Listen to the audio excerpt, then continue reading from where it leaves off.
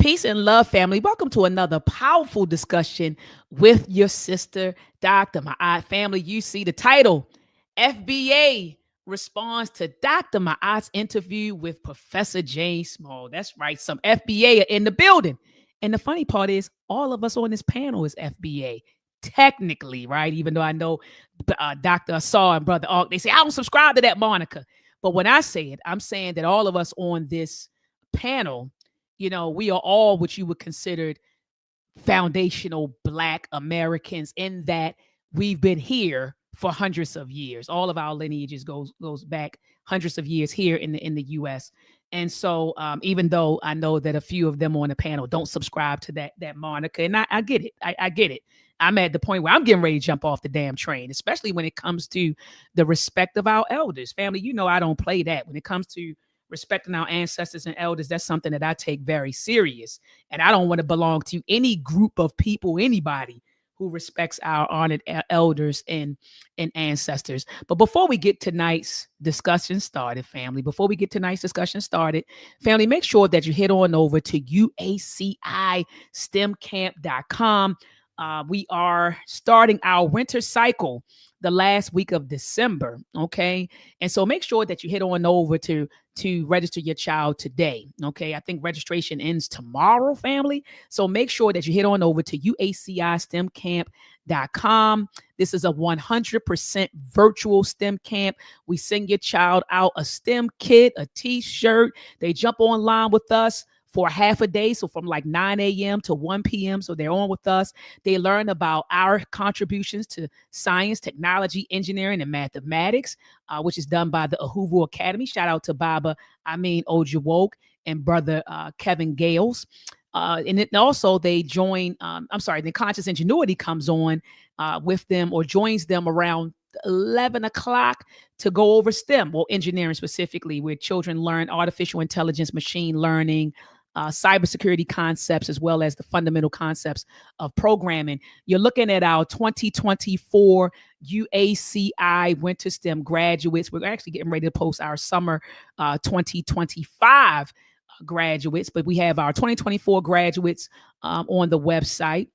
And you see our dedicated team of educators and engineers. And then also, family, if you scroll to the bottom of the screen, you can hear, you'll see you can watch a video of the testimonies, all right, parental testimonies. So parents actually love this camp. It's for young kids between the ages of 8 to 17. So if your child is between 8 and 17 years old, make sure that during the Christmas break, during the winter break, that you keep them engaged in learning. Ashe. And then also, family, head on over to meltrek365.com to grab your Meltrek films. If you come over here and you click on the word film, it'll take you to 3 films that you can download right away. Meltrek Episode 1, Meltrek Episode 2, and Meltrek Episode 3. Meltrek Episode 1 teaches our babies that our history does not begin with slavery, but greatness. Meltrek Episode 2 teaches what I call real American history, right? So they learn about the indigenous people, not the fake pretendians, but the real indigenous people that were here in Americas prior to the arrival of Christopher Columbus. So they explore the mound builders, the mound building cultures. They go into Mesoamerica and they learn about the Olmecs, Aztecs, and the Incas. And they go into, Olmecs, Aztecs, and Mayans. Then they go into South Africa where they learn about the Incas. Meltrek Episode 3 teaches children about the origins of the transatlantic slave trade. So make sure that you come here, click on any one of these films. It'll take you right here to another page where you can download each and every one of those films. So family, I see you all in the building already. You coming in real fast. Family, look, man, Brother Sincere Love to God. Yeah, shout out to Brother Sincere Love to God. He saw the interview. He watched the interview with Professor James Small and Brother Ankh and myself. And he inboxed me. He's like, look, sis, I saw the interview and I want to have a conversation about what you said, because he said, you ain't say my name, but I knew you were talking about me. And he said, let's have the conversation. So I said, okay, cool. So we had a conversation, me, him, and Ankh, and decided to go public to talk about that conversation and the importance of us Black folks being able to resolve conflict in a healthy way. So he agreed to come on tonight and then talk about that. And we're also going to talk about some of the points that he made in the video when he was critiquing Professor James Small. But family, you know I got to bring up Brother Ankh first. Brother Ankh, what it do, Brother Ankh? What it do?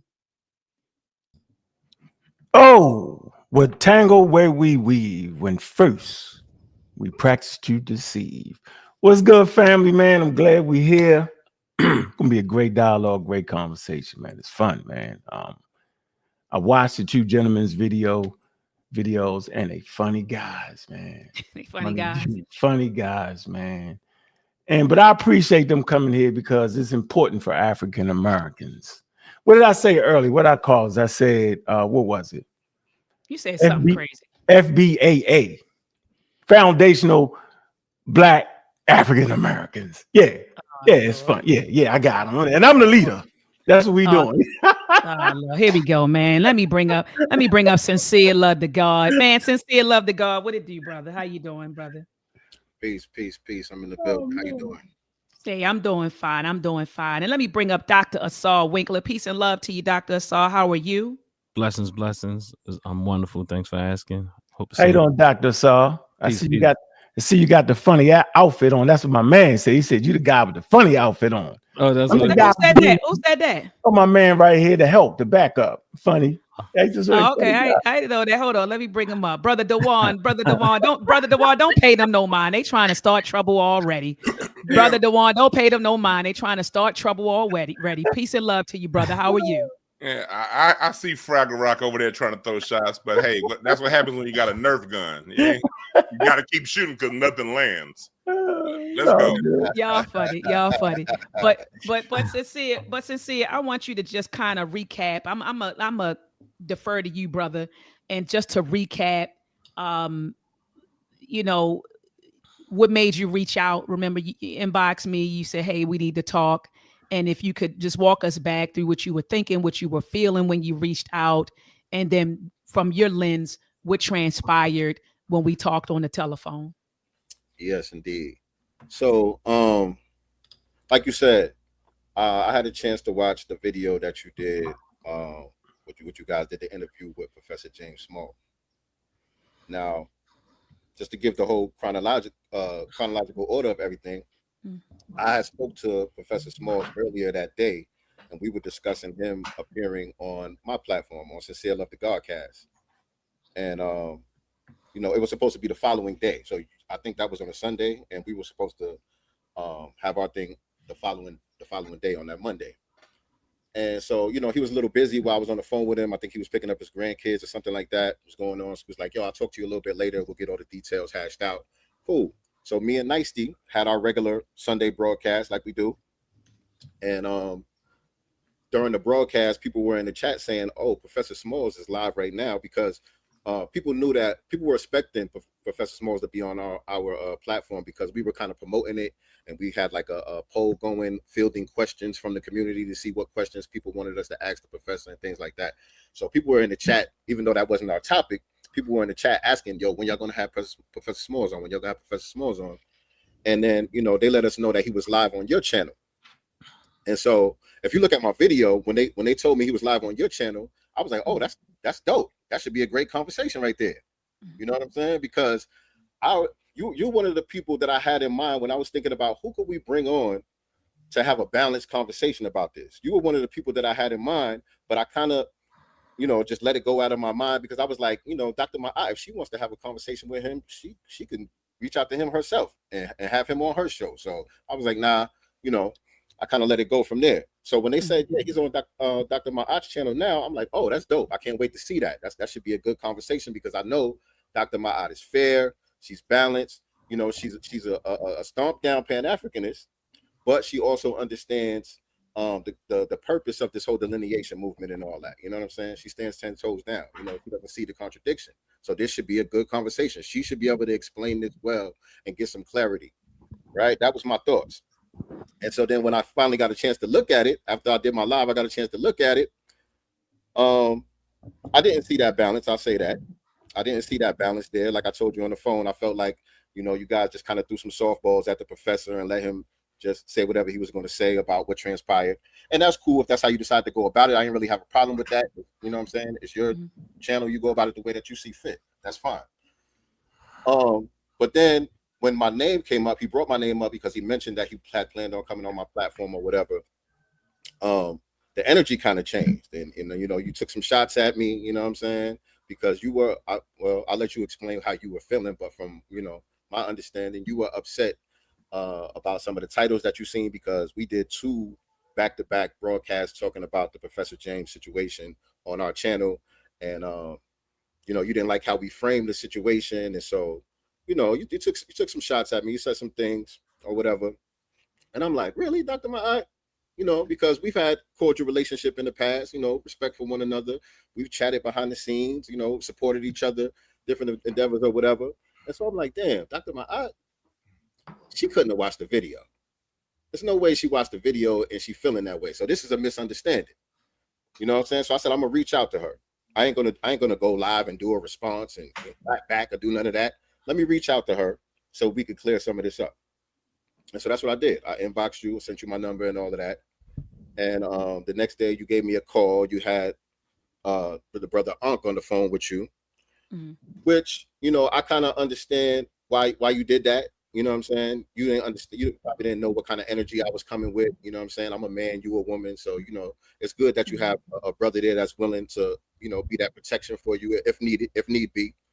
You know what I'm saying? But I also feel like while me and you were trying to have a constructive conversation, brother Unc, you was being very disruptive on the phone and trying to derail the conversation and kind of low-key trolling on the phone, which is weird to me. It's one thing, you know, to be a troll online, but we on the phone having a private conversation and you kind of trolling. You know, I thought that was weird.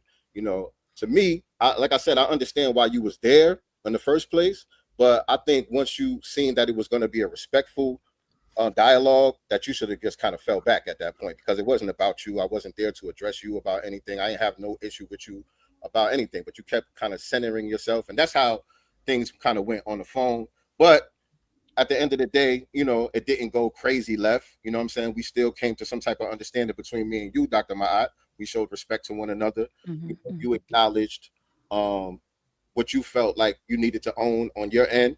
You know, I told you I can understand, you know, why you felt the way you felt based on the way I framed, you know, our videos and all of that. You know what I'm saying? But I also explained my full intentions and where I was coming from. And I encouraged you to actually watch the video so you could see for yourself that we actually showed respect.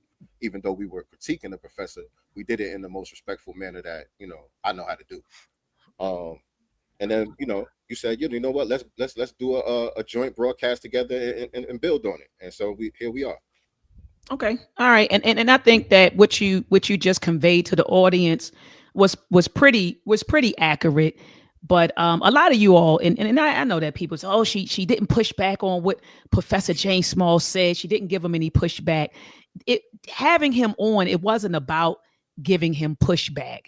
It was about affording him the opportunity to give context and clarity to what he was saying. You know, it wasn't about me trying to debate him or challenge him. It was, hey, these videos are circulating around about you. These are clips, you know. So if you notice, and this is what I mean, and I'm not talking about anybody on this panel right now when I say this. A lot of times, and Dr. Asar will tell you, we have conversations about critical thinking and listening comprehension.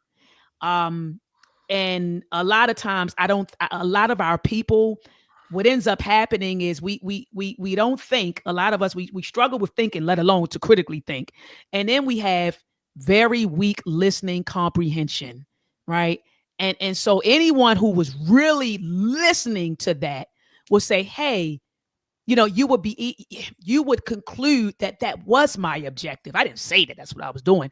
But if you listen to my line of questioning, right? My line of questioning, and you actually understood it, then you would say, okay, this sister brought him on to bring clarity, to bring context. Here are some clips that are floating around about you. One clip is saying that you called Tariq a CIA agent. Another one is that you said FBA is a CIA operation. Another clip They have you talking about the African American identity. Another clip, they got you banging on continental Africans. What was going on? Give us some clarity. Give us some context surrounding these clips. So that was the whole objective of me bringing Professor James Small on the platform. It wasn't to debate him. It wasn't to challenge him. It was, hey, this is what's out there about you. Can you tell us how you feel, what you think, what were you trying to get across? And that's what it was about. So it wasn't, I'm not bringing on the elder to be combative with the elder or to be, I'm not doing that. I'll bring the elder on, and the purpose of me bringing an elder on, or this particular elder, was for clarity and context. That was all it was. It wasn't to battle him in any way. I think the internet did enough of that, actually, over the past couple of days with the amount of videos that I saw circulating about Professor James Small. So I do agree with you that whatever, how you describe the conversation, that's exactly, how it went. Brother Unc, what are your thoughts? Can you weigh in on what you were thinking transpired when we were on the phone? Yeah, they call me Bobby Rage Beta. Here we go. Super troll. Because I'm thinking these two brothers' conversation, they trolling us the whole time. They got to be trolling. They got to be rage baiting us when they say that African Americans, right, ain't who they really is, and that indigenous black people was here first and didn't come from Africa. I'm thinking y'all trolling. So the conversation we had was very lighthearted and very fun. You just a little bit too serious, Sincere. You real serious, right? But at the end of the day, you should get more serious with your studies. It's not hard to figure out who African Americans are. So in that conversation, I'm only doing what y'all doing. I'm bringing the same energy everybody bringing me. So when y'all online making up stuff about who African Americans is, I'm saying they got to be trolling because it's a click away. Seriously, so that go for both of y'all. Y'all trolling us all day, every day.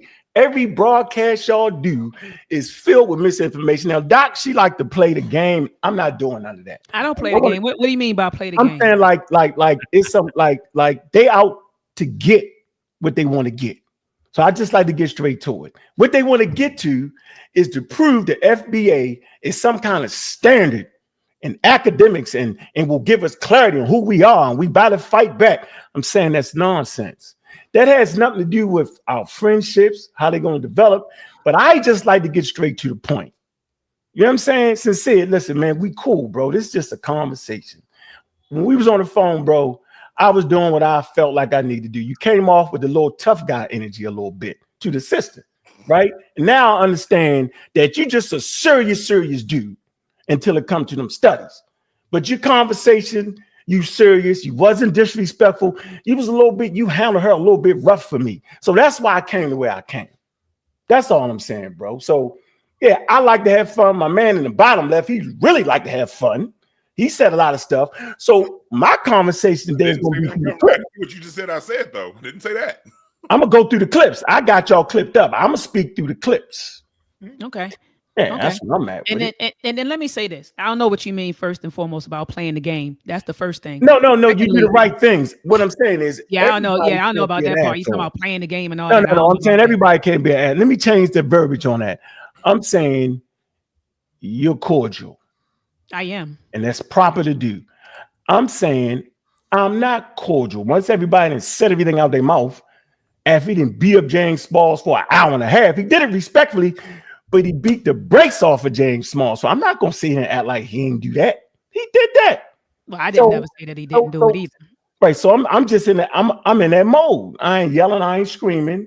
And I just want to get straight to it because I heard both of y'all said I heard it. So I just all right, well, I want to say this, though, but Brother Sincere, you said I owned it. Will you let the crowd know that you also own the fact that you put Professor James Small's image on a thumbnail and you put in quotes, FBA equals CIA operation. And you said initially you thought that you put a question mark. And I said, no, brother, you actually have his thumbnail. You have a thumbnail with his image in it. And in quotes, you have FBI equals CIA agent, as if that is a direct quote. And then you said, first you said, I thought it was a question. I said, no, it wasn't a question mark. Then you said, well, that was my interpretation of what he said. Could you explain that or elaborate on that? Right. So correct. You were talking about the thumbnail. I was talking about the title. So in the title, I posed it as a question. On the thumbnail, there's no question mark, and I do have it in quotations, which you're correct. It's not a direct quote. He didn't directly say FBA is CIA. He implied it in so many words, and so I had it in quotes, and so that wasn't right and exact to put it in quotes. It wasn't a verbatim quote from him, but that was my interpretation of what he said. Okay. All right, brother. Brother Dewan, what are your thoughts on everything? Because I did hear Brother Sincere said that you did a reaction video. And so what are your thoughts, brother, about just the conversation that was had? And so just share with us your thoughts, your feelings about it. Okay, yeah, my feelings on my reaction video, I made I had people saying that, of course, they were saying that you didn't react the way they wanted them to. And I didn't say anything about your performance because I know as a host, the job as a host is to step back and allow the conversation to flow. That's right. So I thought that you did a fantastic job hosting. I didn't throw any shots, where I thought, well, she should have jumped in. Well, she's a host. She's not going to jump in, So the way you played that, I really didn't have anything to say. Basically, what I did have to say is like the brother right here, is a strong arguments. Like you just saw, even just now, in this intro, he's trying to say that I'm saying that we're not African, we're FBA instead. I said none of the sort. I said you got to trace your own genealogy and your own family lineage. There are people who come from Africa. There are people who are indigenous here. Everyone is telling the truth. But what happens is, like, my issue was during the reply, I was throwing in star arguments, post hoc ergo propter hoc fallacies.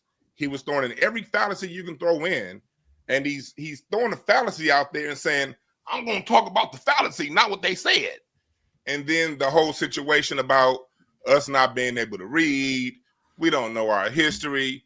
I can literally name 15 ancestors by name that was here in 1668. So I don't, and the full genealogy and everything to go along with it. Pete, my ancestor John Smith, PG County, born in Prince George's County in 1640. So when I heard the straw arguments, that was more so my issue when it came to the FBA, because when it comes to FBA, look, I'm the kind of person, Tariq can defend himself. He do a great job defending himself. Always, he does. My job ain't to defend Tariq. My job is to stand up for who I am.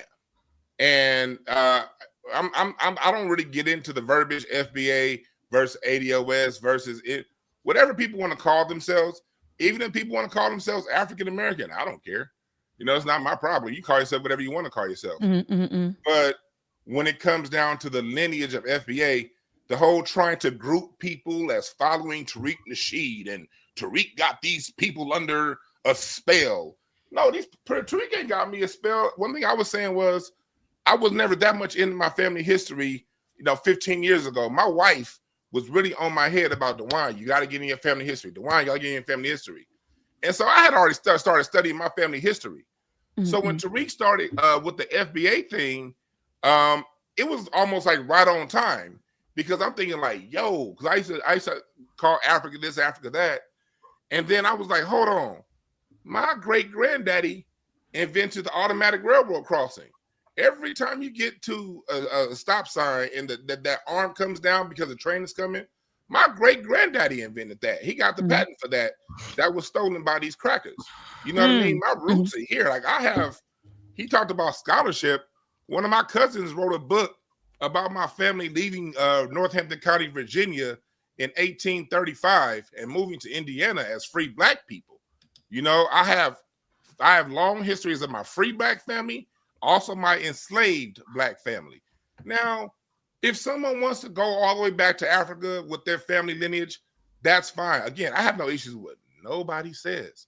But when it comes to the FBA thing, people like me, and I'm someone that people come to on my YouTube channel to hear this kind of information, my point of view has always been, look, I've just broke it down to a logical question. Which ancestors are closest to me? The ones I knew or the ones that didn't experience what I experienced? So my point of view on FBA/ADOS or whatever acronym you want to give, right, is tuning in to the ancestors that were here.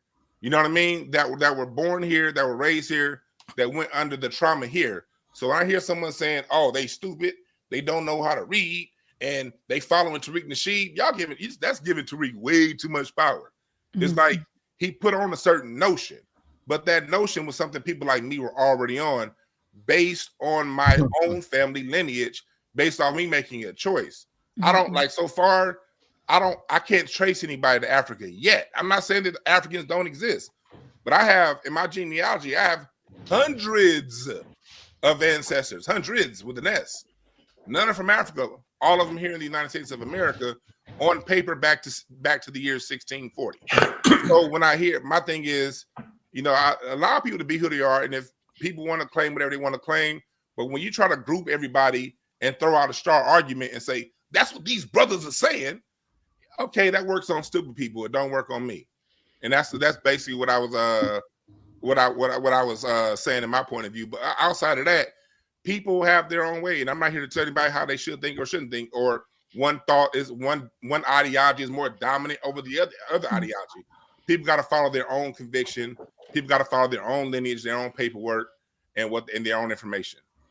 Well, brother, I think that was beautifully said. And I don't disagree with, and let me say this, I don't disagree with us wanting to trace our family history. In fact, that's why I kind of cut my camera off. And I started my cousin Benny, peace be upon his soul. He traced my family tree. I don't know if you all see Francis Webb tree on both sides. My grandmother, Evelina Francis, and then my grandfather, Charlie Webb, my great-great-great-grandfather, and then who their parents were. So far, we've gotten all the way back to 1804 and 1805. I'm actually getting ready to take a trip down to Charleston, South Carolina, to dig through the records to go beyond 1804 and 1805. So I'm all for, trust me when I tell you, I'm all for honoring, you know, my heritage here. Absolutely. And I also honor my African heritage. I do. I understand ultimately that, you know, and I took a DNA test, and I know we're going to get into that because some of y'all be like, I don't take the DNA test, but I took a DNA test. DNA test came back 96% sub-Saharan African, 73% West African. I'm clear on that. Trace my mitochondrial DNA back to the Bamileke people of Cameroon. My father's Y chromosome goes back to the Yoruba people of Nigeria. Now this is DNA. So far, the African American lineage goes all the way back to 1804 and 1805. And we know that we can trace it further beyond that. I just want to get the records. So I'm all for honoring our ancestors here. We have a culture here that we have created. We have a great history here that we have created. We had one of the greatest, and I don't want to say the greatest, but we have some great ancestors here. We stand on their shoulders, the Harriet Tubmans, the Nat Turners. Come on, you know, the Fred Hamptons, the Assata Shakur, Malcolm X, Dr. King, Fannie Lou Hamer, Ida B. Wells, Booker T. Washington, Carter G. Woodson. We stand on a great legacy here. So I'm all about that. And I think it's a misconception amongst some of our people that if you subscribe to Pan-Africanists, that you just don't care about Black American history. That is such a misconception about Pan-Africanism. When people say stuff like that, I'm like, y'all don't even really understand what Pan-Africanism is. All right, you really don't understand what it is. So I identify not only as a Black American or African American, but the ideology that I subscribe to is Black nationalism and Pan-Africanism. And I agree with Professor James Small that there is no contradiction. It is no contradiction.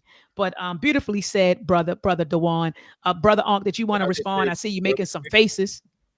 Somebody want to get in? I'm sorry. Who wanted to get in? I just want to say really quick. I know you want to pass the mic off. I just want to say really quick. What both of y'all just broke down is basically the same thing. And nobody that I know who is serious that speaks on this type of conversation around our lineage and all of that says anything contrary to what either one of y'all just said.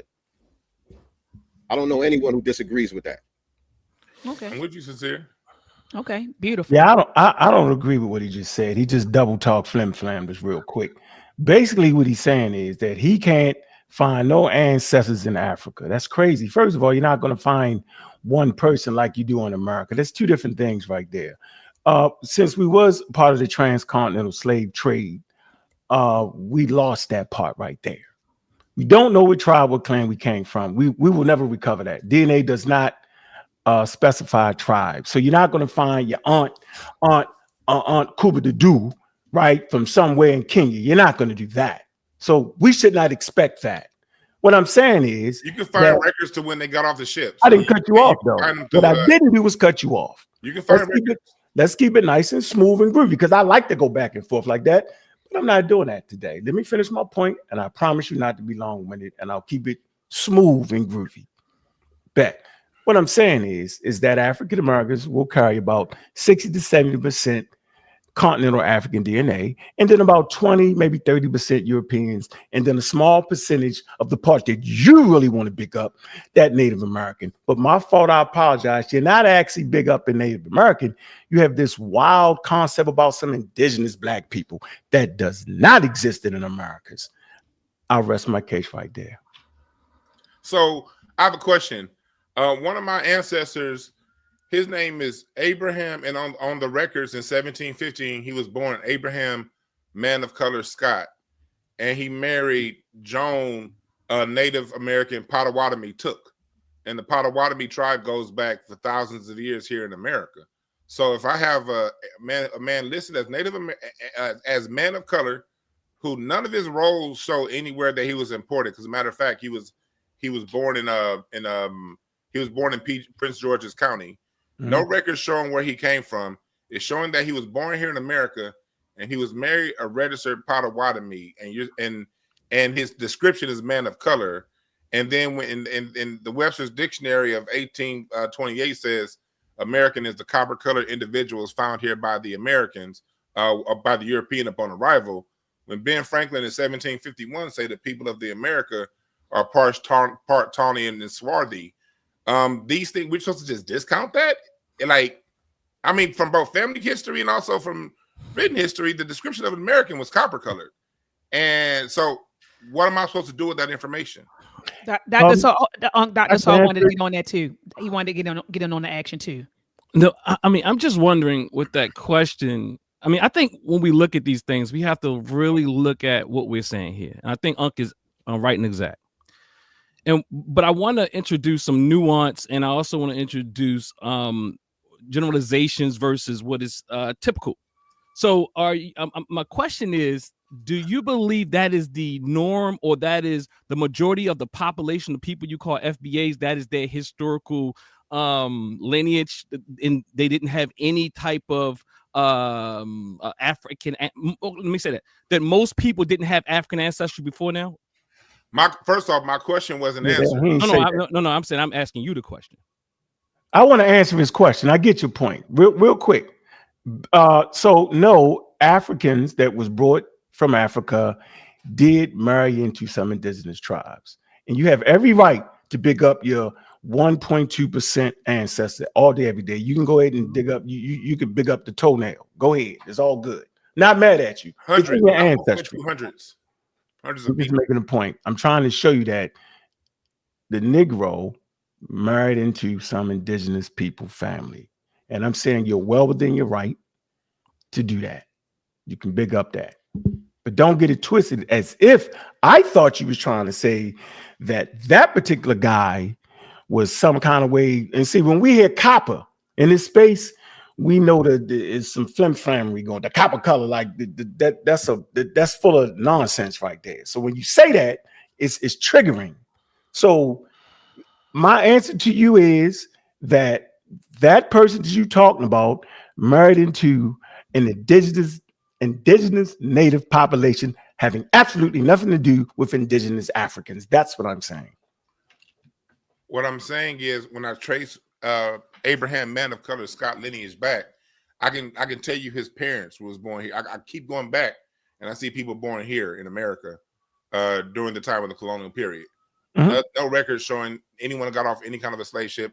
As a matter of fact, Francis, man of color, Scott was never even enslaved. He was a free man in 1715. And so That's why in my family I have so many records, because I have a half on my mom's side. I have so many people who were never enslaved.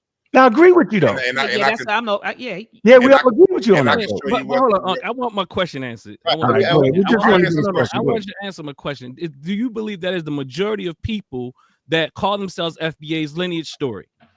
I believe that first. I tried, like I said before. I say everyone got to follow their own.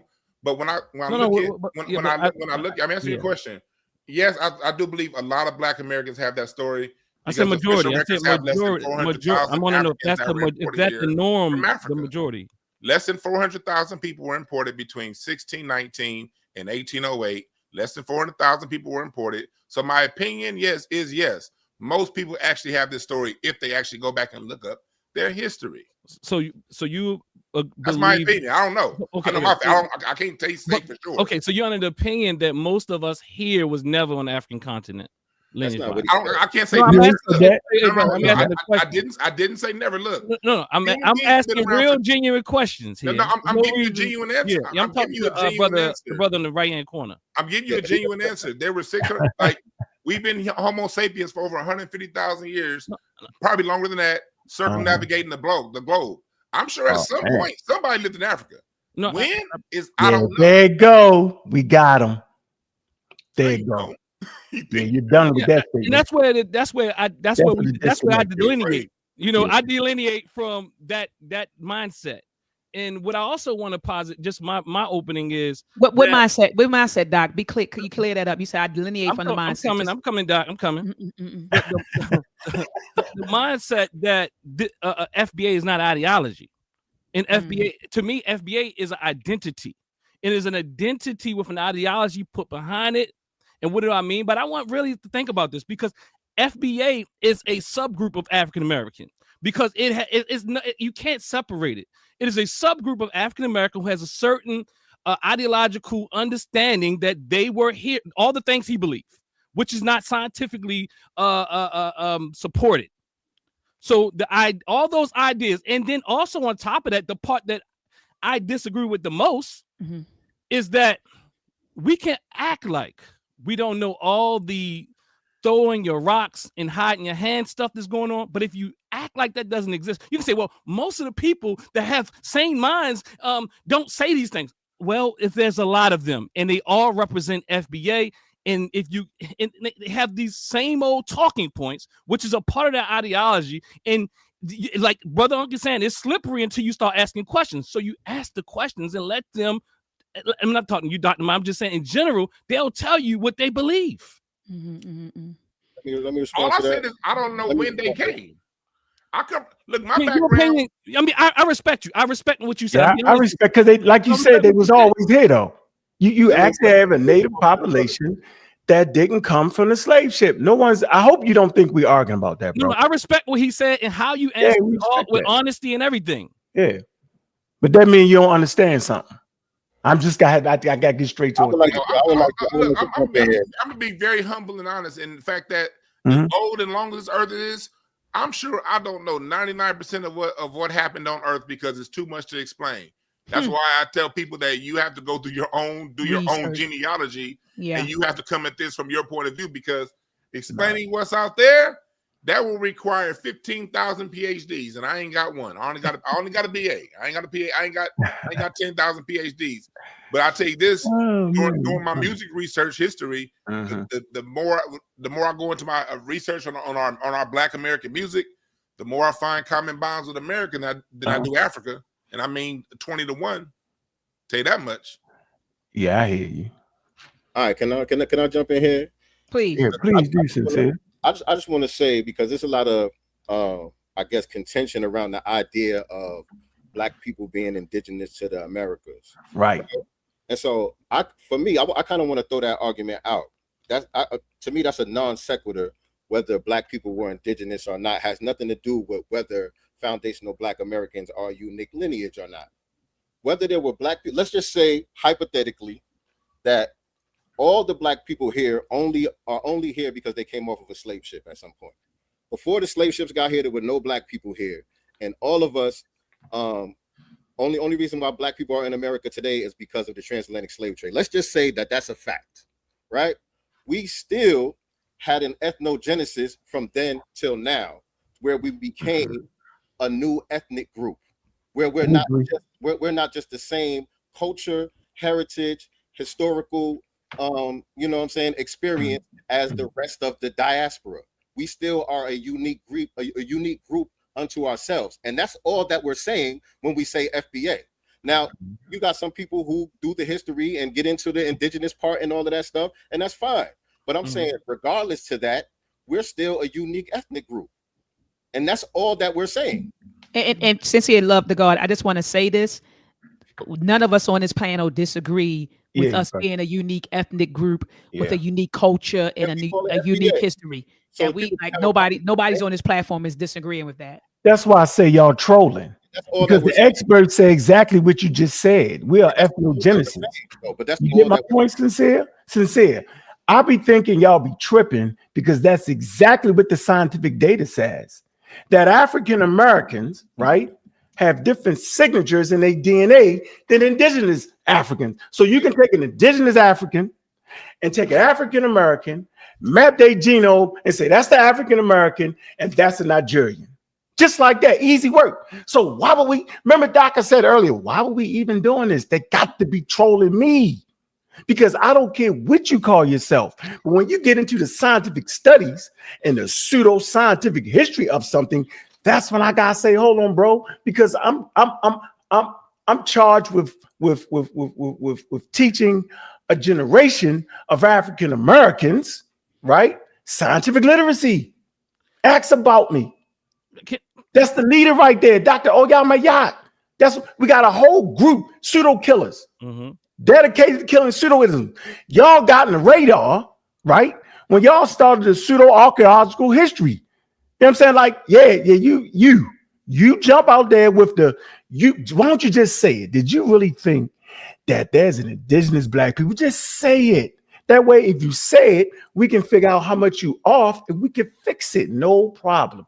This ain't thinking you know everything. I'm saying it's in the daggone literature for all, what I say, foundational Black African Americans. And I'm the leader. All right. I'm the leader. Right. Oh, here we go. It's there for all of us to have. I'm having fun though. I'm having fun, but come on, bro. It's right there for us, yo. To be clear, in my opinion, yes, I do believe that there were already black people here, but what I'm saying is that's neither here nor there. And if none of you all disagree with what I said, I don't see what the problem is. I agree with nuance. That's really all that anybody is saying. No, I agree with nuance. See, the problem is I have no issue with any of that, even your belief system. Whether or not it's scientifically accurate or not. If you want to believe that African Americans started here, have it. But my thing is there's other parts of the ideology. And we can't we can't just throw it away like you said, dear brother. We can't just say throw it away. See, again, that's hot. That's hot in your hands and throwing rocks. Not necessarily you, because I do believe that sincere has some sincerity. And the reality. So, but what I'm saying is, there's other people out here, just like my dear brother, and I believe he's sincere in this conversation. What I'm saying is, we can't act like these stories aren't being narrated because they're trying to not just delineate, but to say we're not African at all. And there's nothing that you can do to prove that it goes against all scientific thought, all scientific evidence. It goes against everything. So everything that people say, even though you might not say it, they're saying it to build an argument. Nothing is being said that is not political. This is a socio-political movement. Put an address on that. Who says that? Who says what? Who says that none of us are African? We never ever been to Africa. There's too many people to say that, brother. I'll tell you who says that. I'll tell you who says that. Dane Calloway says it, and Dane Calloway feels the same way about FBA that you guys feel about FBA. Right. How about that? That's FBA, my homies. I can go call my homies out if I wanted to. But I'm saying you I heard Dougie Diamonds even. Let me call Dougie Diamonds out. All I'm saying is let me call Dougie Diamonds out. Dougie Diamonds says, look, my grandmother told me I'm from here. This argument happens all day. You know, my great aunt, she said we was here. Like, you got to tell me that you heard this. What I'm saying is Cherokee foolery. You have got to have heard this foolery. And what I'm saying is, the only problem I got is you're acting like you don't hear this stupidity. I And know if you act like you don't hear this stupidity, I start the question. We cannot act like, look, Tariq Nasheed, I'm not as kind to Tariq Nasheed because I understand he's a mastermind. And look, we can't act like Tariq Nasheed doesn't say these points and people are parroting it. I never heard Tariq say that. I never heard him say what? Never heard him say what? You guys, like, that's the part that's part of the reason why I was tripping on my show. I was like, Tariq and Dane Calloway don't get along. You guys don't get along with FBA, but Dane Calloway is the one that says we were never here. Like no, I'm telling Dane Calloway is. I'm saying, but he doesn't like the whole FBA. He feels the same way about FBA and the delineation movement as you guys do. So y'all guys agree with Dane Calloway, but Dane Calloway says that we've never been here. I'm saying I don't know when we came. Whatever it takes, we don't. I don't agree with Dane Calloway. No, not you. I'm not saying these two are saying that everything that's said about FBA is everything Dane Calloway says about FBA. That's all I'm saying. I don't know. I don't listen to Dane Calloway, homie. Juan, listen, Dan Calloway, we caught him. He run from me 100 miles an hour. Listen. We've been finished his career. I can't believe people be listening to him. All I am saying is you cannot act as if there's a lot of look. I'm on internet all day. I'm on the internet all day, and what happens is there's variation of this thought, and there's some people that say we've never been here. Some people that say, well, we had an ethnogenesis. It's a variety of babble that's going on. I mean, it's a whole language that comes with this identity.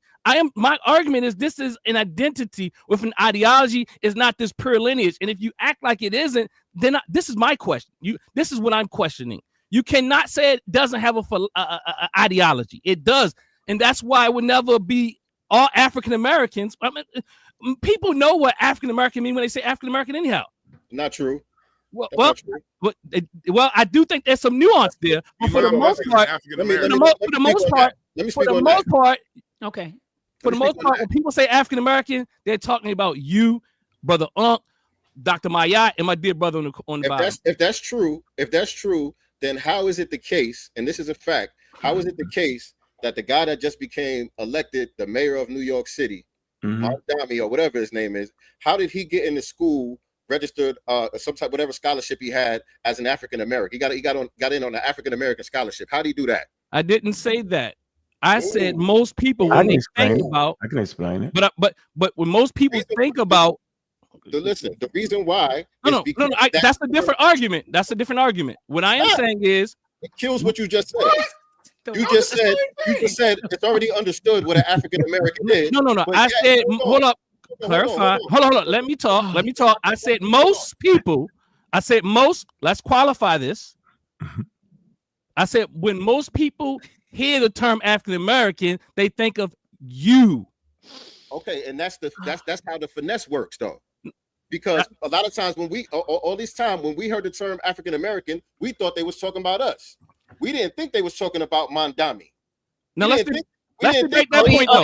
Elon Musk. Right. Yeah, right. We didn't think that all these other people were included. Well, let's debate that point first though. Hold on, let me explain. So this is how we came to the delineation. This is how we came to getting real specific about who we're talking about. This is why the term foundational. Are you debating my argument? This is how. No. Are you debating my argument? Debate my argument, then go on and teach. I get it. I'm not disagreeing with you. That's what I'm saying. You're saying something for nothing. Are you saying that most people who think about African American, the term African American, don't think about you? You got to debate the argument. This is about business. This ain't about right. Okay. Let me clear this up real quick. Let me clear this up real quick. The man from New York City got to cosplay as us under the term African American. No, hold on for a minute. The man from our lineage. They will then at FBA. Hold on for a minute. The man from New York City, right? Or let's just take a Nigerian, right? Mm-hmm. Basically, they could never ethnically be an African American, and nobody debates that. I'm gonna say it again. Ethnically, they do not have shared experiences, and they did not come by way of the slave trade. This is an academic document. This is in academics. So anybody that's going to give you reparations, they know this. Now, in a broad sense, second generation, right? If they so choose, right, they can consider themselves Nigerian American, Black American, or African American. But ethnically, I'm gonna say this it's got to be important.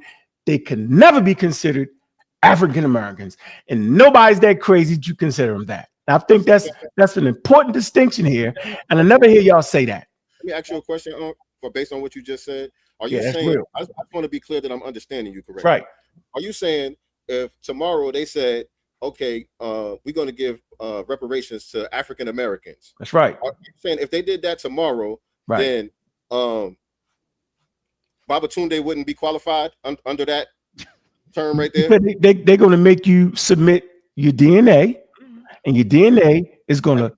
Everybody's DNA says the same thing. No, it's not. No, it's not. The way I get feelings. You cut me off. You cut me off. You're going to miss the beautiful thing right here. I'll go ahead. I want to hear this beautiful thing. I am telling you, if I had trillions of dollars to give African Americans, I don't give a damn who call themselves African Americans. I got the trillions of dollars. I'm going to use the available historical information, couple it with genetics, and that's how you will get paid. So you can run around here, really a Nigerian American, your second generation kids are we African American culture, hip hop. So what?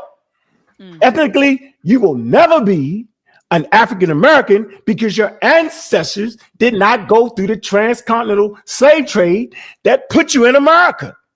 Your genetics say that you're from Nigeria. We can see it right here in the DNA. DNA talks and bullshit walk. That's why I said y'all be playing with us. Y'all fooling us, man. Hey, sincere, go ahead, Dewan. Hey, sincere, look, and I get it, but here's the issue. Here's the issue. Here's the issue. You know we can actually do that, Dewan. Here's the issue. You ain't the one passing the money out. When it comes down to it, the government, the people who will be in charge of this, you have to have it written in plain sight. Black people said that if we have the same conversation in 1967 and we hear the term minority or people of color, as of 1967, we the only minorities. We the only people of color. So of course that's coming to us. But we realized 2-3 generations later, minority meant white women were able to get it, midgets were able to get it, handicapped people, and anyone is back. So veterans, disability. When it comes down to it, all we're saying with delineation is we want it on paper because guess what? I ain't gonna be the one in control of handing out a damn thing. The people in control of handing things out, they know what it is. But every time in the past, going back to the civil rights movement of 1868, when they made benefits the 13, 14 to 50 men for black people, the Supreme Court said, oh, corporations can use it. Every time from 1868 to 1968 to right now, whenever they do something, if things are not spelled out in fine detail in that to the letter of the law, if it's just something that we all feel, we all think, what I would do, when it happens to that, the government comes in and be like, okay, yeah, that's what you do? Well, I'm not you. Come on, everybody else, and get some of these benefits. So you didn't hear what I was saying then? So you didn't understand what I said. Let me say it again. What you said. Don't flip it. No. So Dewan, what did he say? What did he say? No, Dewan didn't understand what I said. He said, if I. No, we just heard you. The whole point I'm saying is, it ain't about you. You don't have to say it again. We heard you. You asked me. No, I asked him to explain. What did he hear? Again? No, what did he hear from you? Because you said, Dewan, you don't understand. Yeah, he explained. I'm giving him an opportunity to say what he thought. Yeah, do it again, Dewan, so we can really get, because you're in a pickle right now. Go ahead. You said what I would do. We all know what an African American is. We all know that we have to go to the DNA. You said DNA, right? You said we have to go to the paperwork, right? One thing Sincere and people in FBA understand is that in order for the government to do it, you got to have that spelled out before it gets put into action. You got to specifically state who gets what.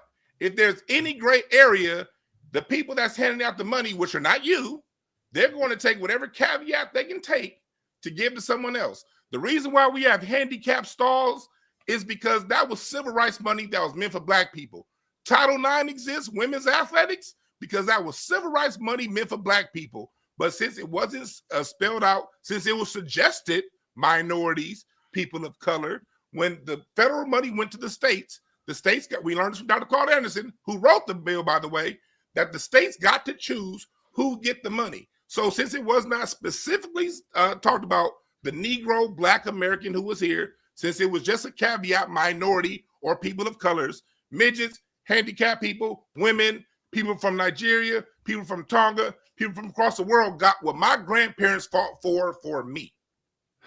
Like I said, you didn't understand what I said. Because I never said if it was me. I'm gonna change what I said real quick, but go ahead.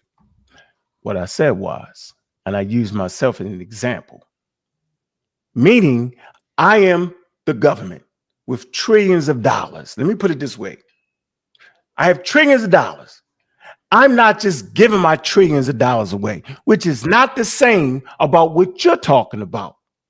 They give trillions of dollars away every day. Not what we listen. What I'm saying is they're going to have a method for calculating who's who. They have it. In the 60s, they didn't have that.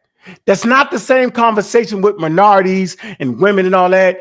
You conflating the two items. That's a whole different thing. Where I'm from, we call that flim-flamming.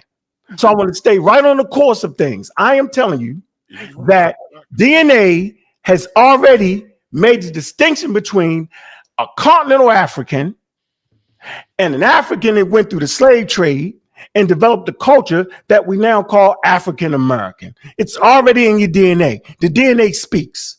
Now, my point is, let's just say they decide to give it to everybody. Then at that point, I ain't snitching. I don't care. Because if you really want to talk about it, colonial powers put destruction on Africa and Africans everywhere. So then the point would be, why the hell would you care what some white people did with their money? If they decide to pay everybody, why would you even care? They ain't taking no money off your plate. There's these two parts I don't understand. So listen, man, they broke law. Yeah, they did. They broke law, bro. Right? Listen, they kidnapped us first. You got to kidnap a person to enslave them, which is illegal. Kidnapping is illegal in the Bible. Kidnapping is illegal in Rome and Greece. Slavery is legal in the Bible, and slavery is legal in Rome, and slavery is legal everywhere. So they kidnapped us illegally, then they enslaved us, right? They made us a part of the largest forced migration, okay?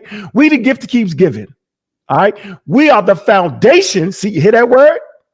Of the global economy. And everybody knows this, bro. You don't need a master's degree to recognize that African Americans are FBA. So whenever you say FBA, you're talking about the damn African Americans. Whenever you talk about ethnogenesis, you're talking about African Americans, bro. Like, y'all got to be trolling me. So I don't care if other Africans that wasn't in America get some bread from some robbers. Who cares about that, bro? Now, if you think you're gonna get a less money, okay, then please look at our DNA. So y'all really have no argument here. Everything that you think you need, we already got it, bro. You act like you're dealing with people who don't use science. They do, bro. They're not gonna just sit around and give away $1 trillion. You tried to play the whole quote unquote civil rights era and nah, bro. They're not giving nobody nothing, bro. They're gonna make sure that you are part of the ethnic group that was enslaved and brought to America that mixed with Europeans and some daggone Native Americans, which are not black. I ain't gonna let y'all run tonight. Stay right there, bro. What you're saying is you're literally going against what they actually do. Like, name the time that they just gave out $1 trillion in PPP loans and didn't verify who they gave it to. And then why would you care? Well, the reality is, it still doesn't make sense, though. It still doesn't make sense because what makes you believe just because we name ourselves FBA, they're going to then verify it in? Right, crazy. What you're saying, like if they don't verify it, doesn't matter what name an African from the continent come say I'm FBA. They're not going to verify it. I'm sorry. Look. In legal paperwork, names matter. Y'all can talk all the hotel battle you want. Hold on. Names do matter, but names do matter. But utilizing what you're saying, what I'm saying is people can then say they are something else if there's not going to be a verification. And you're right. And here's just like the natives had to verify, they had to prove. So what, brother? No, they didn't. No, they got $5. They have $5. It became $5 Indians. They didn't have to prove. They did not have to prove. No, that's one little incident. You conflate that whole situation. Decades of incidents. That happened over a period of decades. Okay, that wasn't one incident. You know what I mean. But look, check it out. There still had to be verification. So look, check this out. Verification, a name change is not going to change it, bro. I thought this was going to be something. Oh my God! I thought it was going to be something else too, because my argument is not none of this. My argument is that FBA is a identity with an ideology, with all types of talking points. But brother, all of the talking points that you say you're against, that you attribute to Tariq Nasheed, and I'm not here to defend Tariq, but all of the talking points that you attribute to him, those are Dane Calloway's talking points. No. Tariq Nasheed is the tetherer. He's the one who talks about ethnogenesis. He's the one who talks about. What is a tether? Let's do the hairline test. He's the one who said those are jokes. What is a tether? What is a tether? Bro, do you understand those jokes are political? What is a tether? Do you understand those jokes are political? What is a tether? Bro, I know what it is. What is it? What is it? From what I looked at and heard from your ideas, one who is not from this country, who is benefiting from the what? You say no? Go ahead. What is it? Yeah, brother Dewan said, who is benefiting off of what Dewan is saying African would do or Caribbean would do and get our benefits and things of that nature. One who will cosplay as an African American or FBA. It's almost like you're trying to delegate and save white people money or something. Am I tripping here, yo? It's like y'all trying to save white people money. Dewan was saying no, then he said yes. So he go ahead, Dewan. So what part did he get wrong? Dewan, are you trying to save white people money or something, yo? But I want to answer his question. Let him answer. I mean, is it me, yo? I'm sitting here listening. They fighting over white people money. Hey, brother, the main character syndrome got to stop. It's not about you. We trying to have a discussion. It's about me.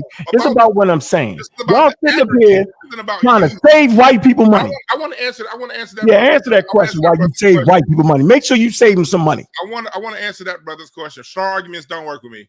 But I want to answer that brother's question. And no, you're right. I did say no at first, but no, the way he ended it, he was 100% right when he said that a tether is somebody that's trying to tether on to and cosplay Black Americans to get Black American benefits. The issue is, I wouldn't even mind them doing that if they brought the money back into the community, but they send it back overseas. We see what's going on with Essence Magazine. They hire other Africans, not Black Americans, but they use our struggle, our plight, our complaint, and then they get into colleges off of this, like Candace Owens did. They get into colleges off of this. They get jobs off of this for the states where affirmative action still exists. So this is a policy issue. Like, I ain't got no issue with, like, personally with Africans or Caribbeans or anybody else. But policy wise, not all immigrants. All immigrants are not tethers. Right. People who act in this way, act Black, to go ahead and take from Black and then go ahead and say, I'm not Black when something good happens. That's a tether. People who just from another country who are down, who just about their business and make, I ain't got no problem with them. You know, the important part that was left out, is that they have anti-Black American sentiments. Bingo. They're very anti-Black American while assuming our identity in order to obtain whatever benefits that may be available. And the problem with you talking about we trying to save white people some money, no, we can't allow our justice claim to get diluted. If you allow Black immigrants to get in, that opens the door for all immigrants to get in. Why not? Just give it to everybody. And then the whole justice claim gets diluted, and then we never get repaired. The purpose of reparations is to be made whole. We never get made whole if we are not specific. We're the ones that had the specific harm. So we're the ones that need the exclusive specific repair. Yeah, that's the thing. I think y'all still just y'all. Hold on, Asar. So they playing with us right now, yo. We just told them that there are scientific studies that can clearly show the difference between what they call a tether and an African American. Did I not say that? You playing with us, brother. Did I not say that? Dr. Miyai. Dr. Miyai. Yeah, that's what you said. So then why is everybody ignoring the elephant in the damn room? You just lied. The elephant in the room, man. It's not a lie. I mean, all you gotta do is do your How DNA. did I have truth? What he did was what he did was he used the term tether as if it applies to all non-FBA. But no, I wanted to have fun. Sincere. Let me say this. These are the wrong two. These two brothers, I'll be honest with you. These two brothers are not the most of the FBA people you see out here. They are not. They are not. I talked to them. No, they scamming. No, it is them. You are not it is them. Sincere, I think you partly kind of Pan-Africanist too. Are you not? Pan-Africanist? No, I'm not. Okay. Do you love black people around the world? Yes, I do. Do you think we should come together? I think it's a good idea. I don't think it's practical though. But I mean, do you think we should come together ideally? Ideally, yes. Ideologically, just like FBA is an ideal. Ideally, I agree with you about FBA. That would be ideally, I agree with you about FBA. I know. You just gotta seem to have a problem with you got to bug in your ass. I have a problem with what you don't. I think people don't see. See, as one who studied the mind and psychology and cults and all this type of thing, there are. What I want to say to you, brother. What I want to say to you, me, you, Asar. What I want to say to you, brother. I wasn't finished. Okay, I'm sorry. My apologies. You're right. What I was saying was there are thoughts that are in people's minds that cause their divisiveness here that is unnecessary. Although you might say it's not everybody, it is metastasified. What's the word? What's the word, y'all? Metastasizing. Yeah, it is. And if you can you even acknowledge that? What's being divided? You said divisiveness. What's being divided? Brother, look in the chat. Look, I didn't even look at the chat yet. I guarantee you the chat. Read the chat. Read the chat. Forget about the chat. What's being divided? What's being divided by our? Look, hold on, man. I'm never gonna let y'all get away with this. Hold on. Why do we keep saying that there are not scientific tools that can separate an indigenous Nigerian or an indigenous West African from an African American? You played the joke. You start talking about the 60s when the human genome wasn't even mapped out yet. All that was flim flam because it took us away from what I'm saying. What I'm saying here is you acting like that somebody's going to spend $1 trillion won't use tools that will separate and will save them some damn money. That is craziness, bro. I am telling you that there are tools right now. Have you taken a DNA test? Watch this. Have you taken a DNA test yet? Yeah. Dewan? Yes. Okay. Put it up. I don't believe you. I don't trust you. I don't trust you. So right. Definitely don't trust you. Brother Dewan, what did your DNA test? How about you, sister? Have you taken a DNA test? Hold on. Let him answer. Hold on. I'm running. No. I don't want to hit Dewan because he clowns. Because now he didn't took a DNA test. So now he trolling. So he know what it is, but he playing. Now, Sincere, have you taken a DNA test? Brother Dewan, what did you say? Brother Dewan, what did you say? Watch this. Hold on. Wait, man. Wait. You get mad when I clown back. I told you wouldn't gonna be able to. You on the road, so do not let him off the road. You gonna flip flam. What did it say? What did it say, Dewan? Watch, he gonna flip flam. Watch. What's that? What did your DNA test say? Yes, when you took it. I have people from Nigeria, from Morocco, from Native America, and from Europe. So you had a combination of that, though. I got a question about that. You did 23. Hold on, Sensei. So you did 23andMe, Brother Dewan? I did Ancestry, and I also did Ancestry genealogy, and I got paperwork. You know, I could actually show you. You showed the DNA test. I could actually. I'm not. Again, I don't trust you. You ain't supposed to. I could show you where my family lived in Middle Essex, England, in the 1505. Yeah, see what I'm saying, man. But you missed something, You missed something, Dewan. It also tells you where your people come from here in the United States. Where do your people come from? That's what Unc is saying. Unc is saying that it can trace your lineage even here. I'm from the people of the Virginian African Americans. The Virginia and also the Powhatan in Michigan. No, I'm talking about me. I ain't talking about you, but I'm talking about me. That's the original Canadian tribe, bro. You ain't no daggone Canadian. There was no Canada back then, brother. You know what I mean. The geographical reason it's called Canadian is the tribe you just said. There was no Canada in the 1600s when I got my DNA. So you saying you don't know what I'm saying, though? You trying to say you don't know what I'm saying now? The tribe you just mentioned is the first tribe that inhabited that area, bro. Brother, they came from the Pennsylvania area. Your main character syndrome is getting you in trouble, man. I'm I just don't trying to know say what you're things. talking You about. I'm keep gonna play this yourself clip. in the middle of Hey, it. hey, Doc, I told you he was Ew. gonna flim flam, right? Yeah, but sincere, did you take a DNA test? I did not. Okay, all right, that's all. But let's get it straight. Unc is accurate. It told you where your people are from. That can be done. You can call yourself whatever and take the test and prove that your people are from the United States. Here's the whole thing about it. I No, don't keep trying to get you're trying to get us caught up in. Well, I said the DNA. Look, okay, I will give you all the DNA you want to give. Thank you. You can have everything. Thank you. I'm dealing with when I come here, because I was here as far as California reparations. I was here from day one. I drove to Sacramento. You know what I mean? I'm at the Valleys in the Mer Park. I'm at the Valleys at Cal State Northridge, my alma mater. And so I'm here. So I'm talking about how the DNA's fine. How does this place function?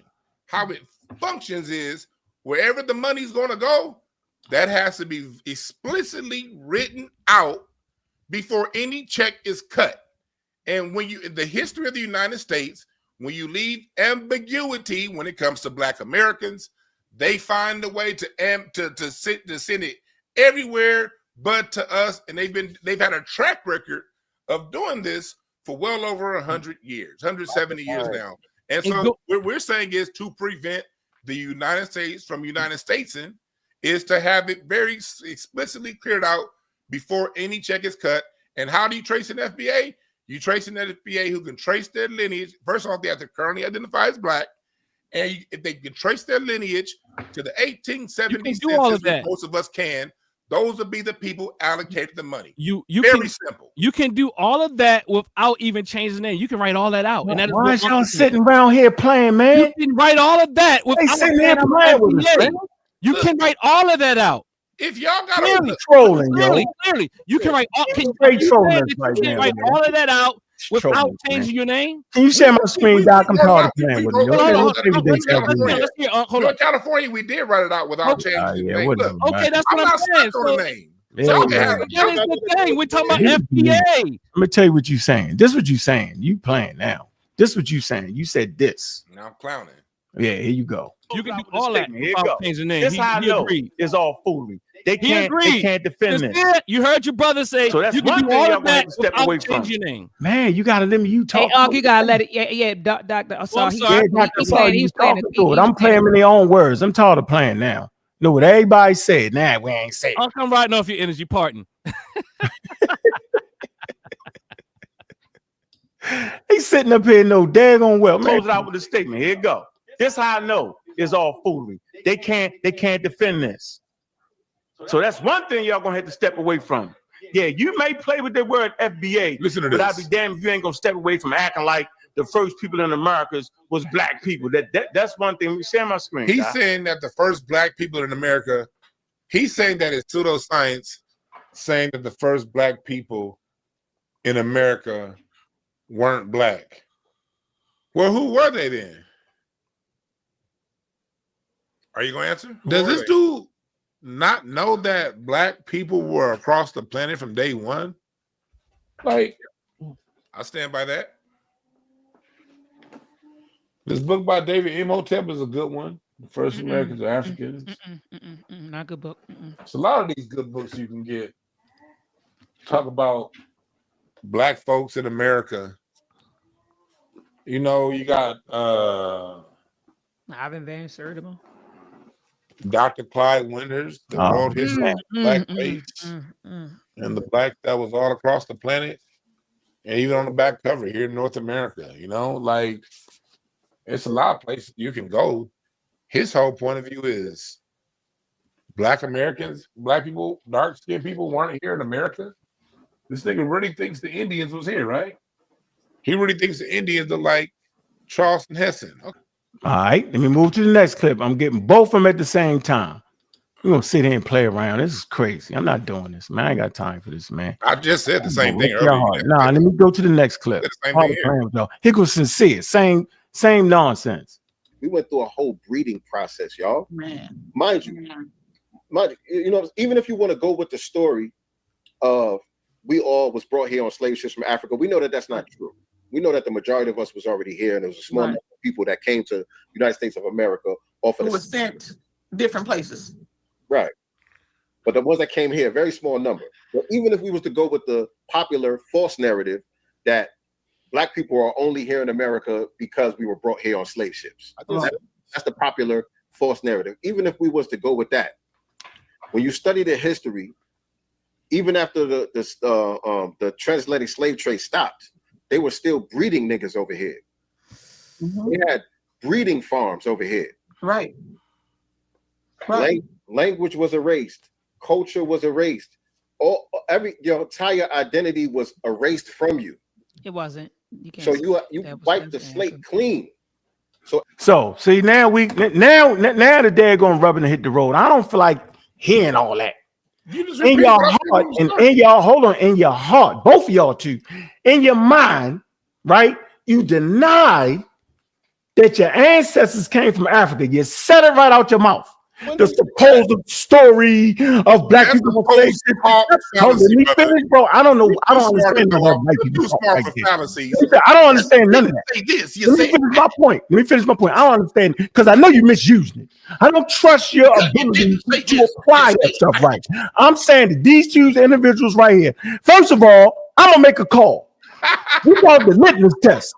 Do y'all brothers support vaccinations? That's a litmus test. Here comes another strong argument because you don't know. No. I just want to ask you a question. I want to see where you at. Dewan, do you support African American community getting vaccinated for their health and safety? Can we stick to, I asked you a question. No, I'm not going to go for that. Thank you. How about you, Sincere? You've answered. How about you, Sincere? Watch this. Sincere, you support the African American community getting vaccinated. It's a litmus test around here. It's a non sequitur, sir.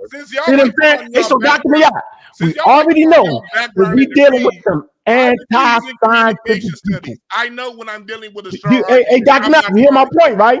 See, they running. Because if I didn't support vaccinations, I was like, hell no, I don't support that.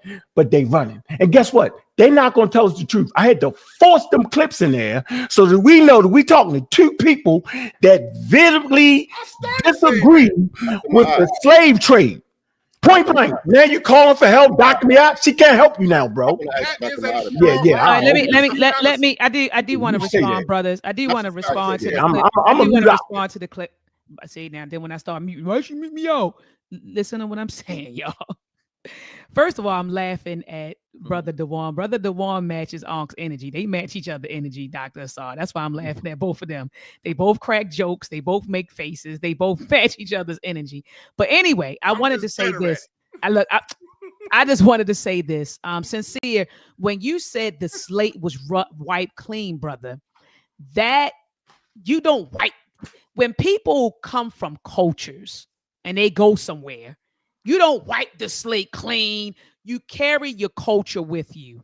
You carry your language with you. Facts. You carry your ways of living with you. So when you said they just wiped the slate clean as if we just was, you would actually agree. There was this guy who went viral a while ago because he misrepresented the work of Dr. Joy DeGruy.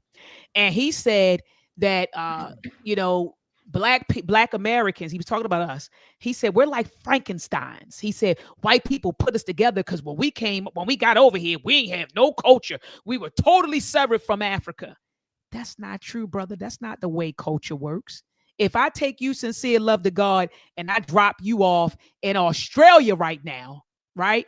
You're going to take with you your identity, your culture, and your language, and you're going to do the best you can to survive in your new environment. And that is what happened to our African ancestors who did come over. It was no slate that was wiped clean, brother. That's why you have inside of our culture a lot of Africanisms, whether people want to agree with it or not. You do have Africanisms. Even people who study Black English, what they call it, the Black American dialect, we pronounce certain words as a result of the African languages that we spoke prior to coming over here. So we don't even speak English the way an English man or woman speaks it because of the dialects, because of our African languages that we brought with us.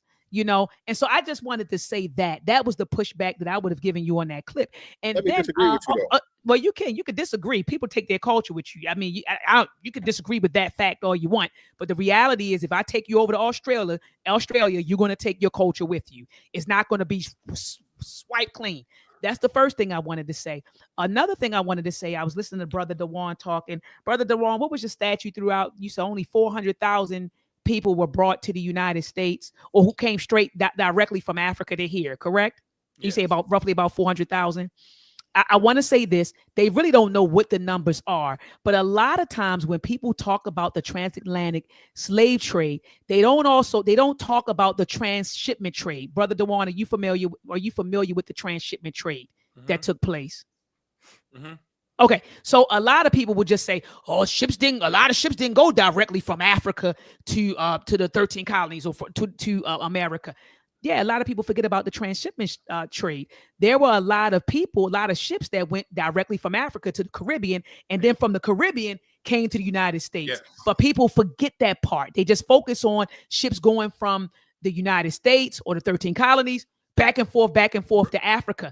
Ships rarely left the United States and went to the 13 colonies and went to Africa. Most of the enslaved Africans did come up through the Caribbean. If you go to Charleston, South Carolina, shout out to Brother Charles down there. He does wonderful tours.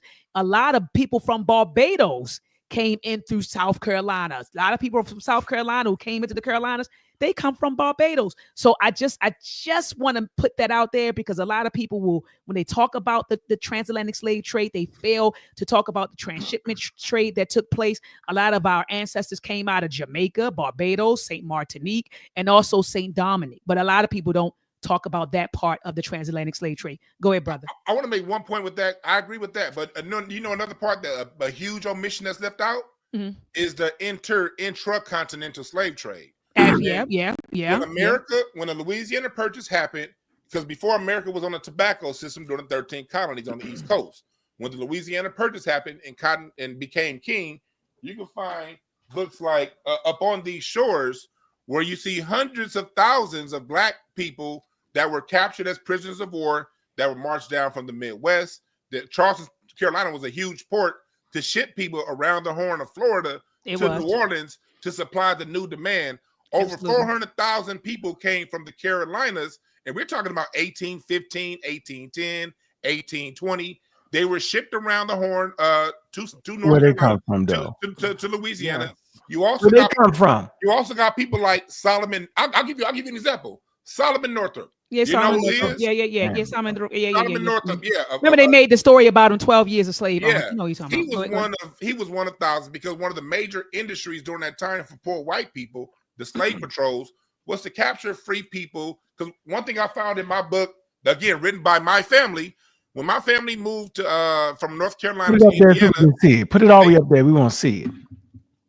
When they moved from Indiana to North Carolina from North Carolina to Indiana in 1835, what they did was they moved within Amish country, and the Amish protected them, because a major trade during that time was for these rednecks to go around and capture free natives, free Black folks minding their own Black ass business, capturing them and then selling them downriver to slavery. Oh yeah, that was a major industry. Yeah, that wasn't me. So like, I agree with you. You had the transshipment, and you also had the intercontinental. What point does that make? Let me ask you, Doc. Where did those people come from? Did he talk about? What point does that make, though? Oh yeah, Africa. No, I'm talking about where my family came from. I'm talking about. You talking about Africa? They were African. Yeah. Why is he running from that point? That's what I'm He's saying. not saying that. That point was to deflect and derail you from the real argument that we come from Africa. So you don't forget the fact, like, okay, so I brought up a fact. That's the derail you. No. Come on, bro. Listen. They were enslaved Africans. Did they come from Africa? Yes or no? They weren't enslaved. Like these people. No, did they come from Africa? Huh? Did they come from Africa? No, this is the fact. No, they didn't. Right. He's talking about the free. He's talking about the free. He's talking about the free Blacks that were re-enslaved and recaptured. I know their when names. I was talking about. Where did the free Blacks come from, Doc? Africa. They were here. No, see that? See, you double talk. You don't know their names. Yeah, he double talk. See, he Right double now. I'm trying to put Really? Yeah, coming I out. see what we're gonna stay right. Hey, I saw. We're gonna keep them right there. We're not gonna move. I'm not moving off that point, brother. You scamming out intellectual real estate right now. You're sitting there co-signing that nonsense. You set out your mouth that Doc mentioned the intercontinental slave trade and all these words y'all was talking about, and we realized that they was actually, I don't give a damn if they was free, not free. They come from Africa. You say no. Can you please explain to us where the hell they come from then? And why can we go back to your initial argument? You know my family, my brother, you prove it. No, man. See, come on. You can. Going back to what I was saying earlier, because I know brother talking about psychological stuff and all that. Well, my background, my minor was in cultural anthropology. And in cultural anthropology, when I went to go to my professors and say something comes from something, I have to give at least 5 points of reference of evidence, physical evidence, linguistic evidence. I gotta prove it. I can't just say this is what I feel. I gotta show it. And it's okay. I'm not here to argue that people didn't come from Africa at some time. I said I don't know when. They could have came from Africa 10,000 years ago. There's more than 5 references that can prove that they came from Africa. Oh yeah, you can't prove that they did. You don't have probably real strong references that can support what you're saying. Right? Why you keep don't doing know. that? Where's your evidence? No, you're trying to take about my family. Where's your evidence? No, I'm not talking about your family, bro. You talking about people you just talked about in America. Right, and brother Dewan, as a cultural, you say your background is cultural anthropology. As for that background, he didn't do that. Let me ask you this. So, if that's your background, do you agree with Sincere's statement that when a people go somewhere else, that they are stripped of their identity and culture, and the slate is run the white clean? Scientifically, when a group of people have been in a new land for more than 3 generations, they're now part of that place, and they've developed something new. Who told you that? Because my mind is in cultural anthropology. That's what I've been studying the whole time. What I'm saying is this: I didn't course you with your psychology. Let me. So what I'm saying is this: because at the end of the day, culture is your response to your immediate environment. You develop culture to deal with your immediate environment. If you're in the jungle, you're gonna have a different culture than someone in the desert. And if you come from a jungle environment and you move to a desert environment, if you keep the jungle culture, you're not going to survive in the desert environment. It evolves. Culture evolves. I agree with that. But that evolving is different from wiping the slate clean. No, I didn't say that's different. No, I know you didn't say that, brother Dewan. That was her question.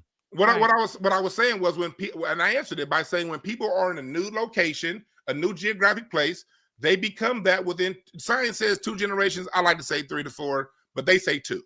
So okay, whatever. That's splitting hairs. My family, I can count at least just on paper 18 generations in the United States of America. So when it comes to culture, the culture is something that my family went through a few different cultures here in the United States of America, and that's the most immediate culture, and that culture is in response to this environment. If I was still holding on to something from 10,000 years ago, you know what I'd be right now? Dead, because it wouldn't work for this environment. Not saying one culture is superior to the other.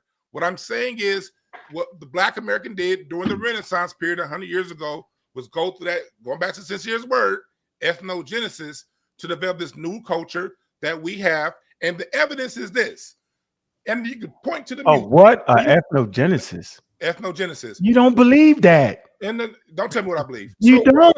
So what I was saying, ethnogenesis. You have Africans come, if there was whatever ties exist, when Africans were to come here, we would have common bonds. Let me give you an example.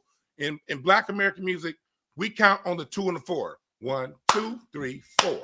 That is something that's indigenous to the North American continent here. In Africa, when they count 1, 2, 3, 4. Or they count on the quarter note. 1, 2, 3, 4, 1. We don't even count the same when it comes to our music.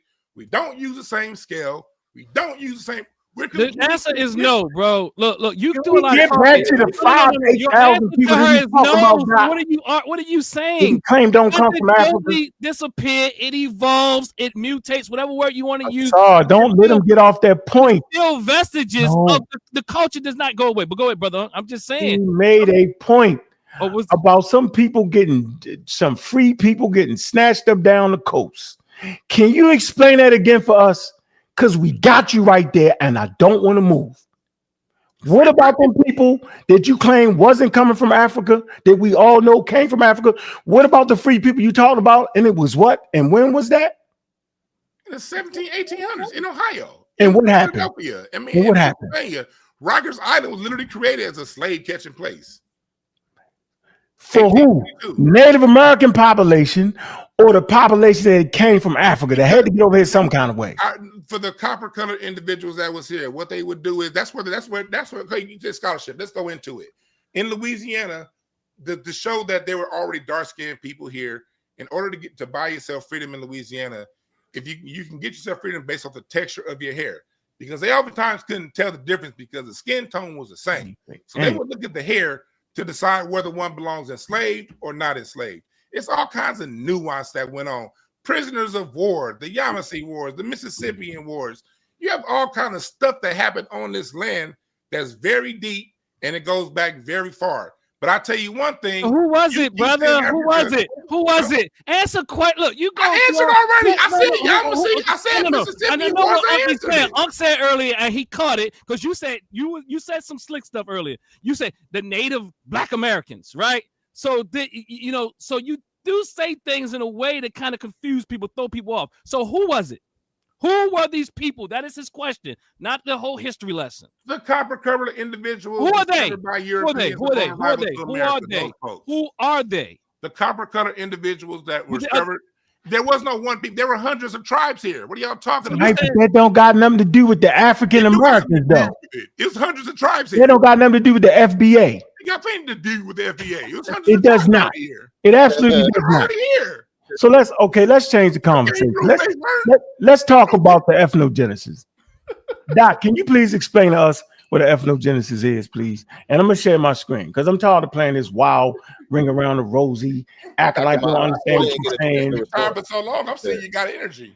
No, I don't got no energy for this. Not like this. And sincere, I'm sorry. Did you want to get something off? Yeah. What do you have to say? Because you think that it was black people here already. We got you on that. But let me say this. There are some folks who think that, and I keep hearing dark skin, the skin color, the skin. A lot of that was happening, especially if you watch the first like 45 minutes of American Maroon. A lot of things, the dark skin, you see the skin, the skin. Dark skin does not equal us. Just because you see a dark skinned person, that does not mean it's you. Okay, right. It doesn't mean that it's you and your people. We gotta move beyond skin color, right? Mm-hmm. Because you got people that may share the same skin color as you, but they're not your kinfolk, And so I just want to put that out there because we see somebody with brown skin. Oh, that's us. We see somebody with woolly hair. That's us. No, it may not be you. Like I agree with that, but the way the system was set up here and in the U.S., they were going off of skin color. That's why the Pleckert dude was taking people from native tribes and reclassifying them as Negro. That's not what we're talking about, man. We're not talking about that. Yeah, I'm not talking about that. And they use that to play. Yeah, I'm not saying that. I'm not saying that. But that was happening though, right? Of course. They do whatever they want to do. And that was happening based off of skin color. So yes. what they were saying is, you look like them niggas over there. You get over there. You belong with them niggas over there. And then we all got amalgamated into this new group that we're calling Foundational Black Americans. Yeah, let's deal with that. That's the ethnogenesis. But I still wanted to respond to Dr. Ma'at, the critique that you gave me earlier about the wiping the slate clean and all of that stuff, because there's nuance to that. Because I somewhat agree with you, but again, I believe that we have retained some of our African culturalisms here, or ancestral culture, whatever that is. Like, because like the one said, some people, his family. There's always going to be some retention there, yes.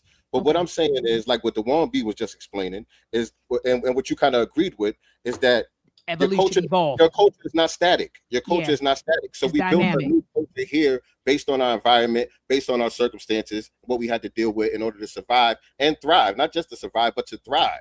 Because we became a cultural superpower on the planet. Absolutely. When you really look at it. Absolutely. You know what I'm saying? We don't just have a unique culture. We have the most influential culture on the planet. Absolutely. You know what I'm saying? Absolutely. But I just, when you said wipe the slate clean, that's when I looked at the It's not clip. I was totally like, clean. It's not totally clean. I looked agree at the with you. clip like, And he said, I and get he you. also But said, but my point was to say that it's not just your culture is not just static. It don't just stay the same forever, no matter Oh, what. that's now cool. you I may mean, be saying Africa for the rest of your life. It doesn't stay no, static. I'm not saying that. I'm not saying we I function don't got like a problem with we're Africa. not Sean. we're not I got continental Africa on my Africans. own. You know, I would never say that. But what I will say Yeah. is, to answer the question that I was asking earlier, I did hear you say most of us didn't come from there. Right. Yes, I did hear you say that No, too. yeah, And then I also saying that, why are we talking about all this? Why? Hold on, let me finish. Why are we talking about this? The reason why we're talking about this is the very reason I articulated it earlier. Because all this stuff, all this mess, this mishmash, and Dewan has said is mishmash and it's unclear. I'm glad he says that. He's being very accurate, that no one knows really. It's kind of mixed all up and all that type of thing. But all of this is being stated to support that we have to disconnect us from Africa to some degree or greater degree. All this stuff are talking points to separate us. It is mind control and it is psychological warfare to disconnect us from our African roots. Not true.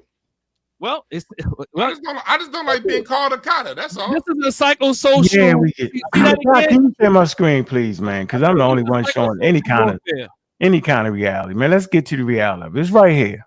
It's 3 pillars of what y'all talking about. Y'all firmly agree to this.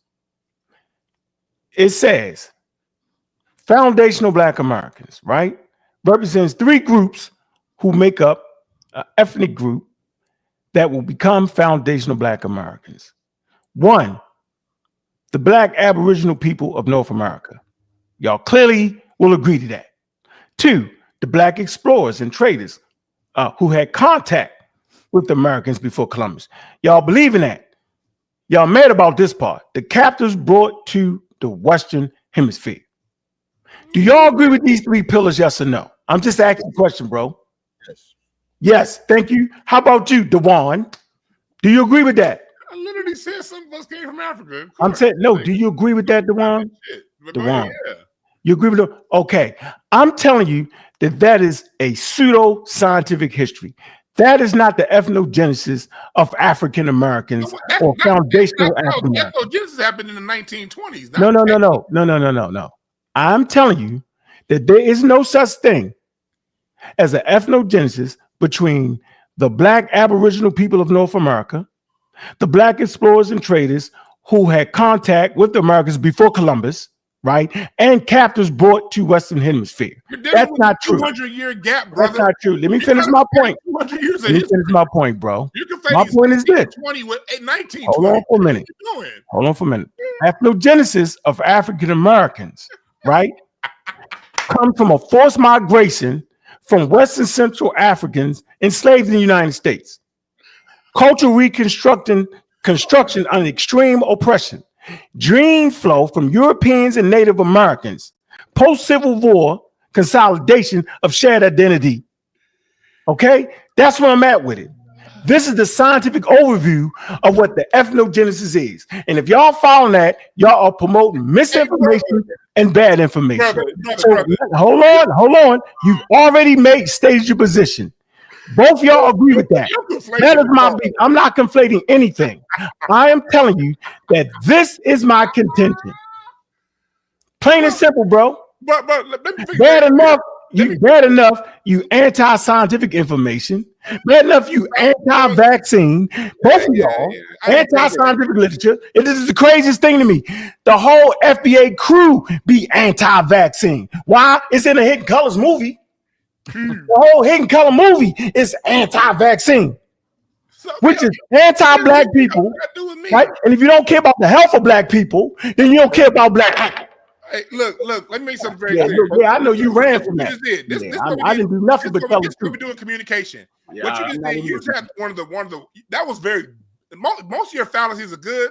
That one was horrible because you just took the 1600s and said this happened in the 1600s. This is what they did. And we're talking about an ethnogenesis that happened in the 1920s with the various Renaissance periods around the United States of America. What? Let me explain. When the second great migration after slavery, there were 2 great migrations after slavery. It's crazy. The first was from rural plantations to the big cities in the South, New Orleans, Birmingham, Memphis, those cities. The second great migration was when those people in the 1920s, after World War I, moved to the North. And when the people from the South moved to the North, when the Delta brought its blues to Chicago, when the Delta brought its jazz to Kansas City, and then in New York, then to New York, then Cincinnati, what happened was during that time, LA, Detroit, Chicago, St. Louis, Kansas City, and everywhere Black people lived, we came into this new environment. We're no longer in rural life. We're no longer in the Delta. We're no longer in our plantations. We're now in the city. During that time between post-World War I and the end of World War II, there was an ethnogenesis, and you can check that because there was a term called the New Black in the 1920s. How do I know that? My great-great-granduncle, Adelbert Roberts, was the first Black senator in Illinois state history, elected in 1924, in July 1924, and he ran against Ida B. Wells and beat her in 1928. During that time, Black people in those cities got a new identity, a new music, a new way of dress. In the same way what happened between hip-hop and funk, the young generation was like, we not what that old stuff you was doing, because before that time, there was division amongst us between mulattoes, Melungeons, people who were slaves, farmers.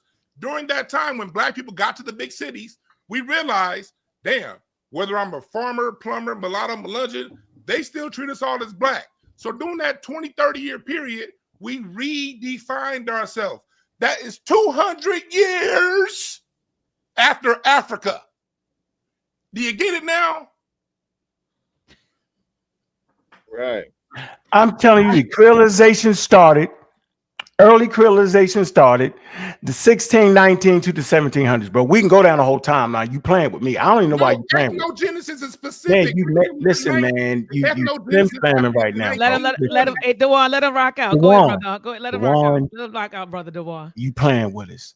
From the 16 to 19, from 1619 to the 1700s, early creolization occurred. The breakdown of African ethnic distinctions. From the 17 to 1800s, the majority of U.S. born population formation of shared culture and identity. From the 1800s to 1865, rapid cultural linguistics consolidation emerged of the core African American institutions.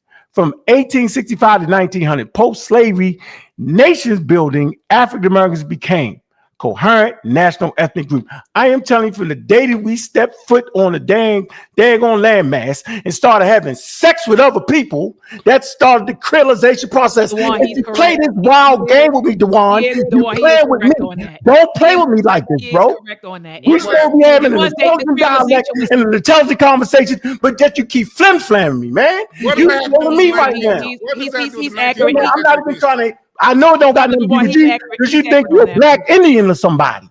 Yeah, he's accurate on that. From the day we stepped forward, yeah, it's crazy. It's been happening hundreds and hundreds of years. Yeah, not just during the early 1900s. No. Like when I get asked the questions, I want to be specific because time and place matters.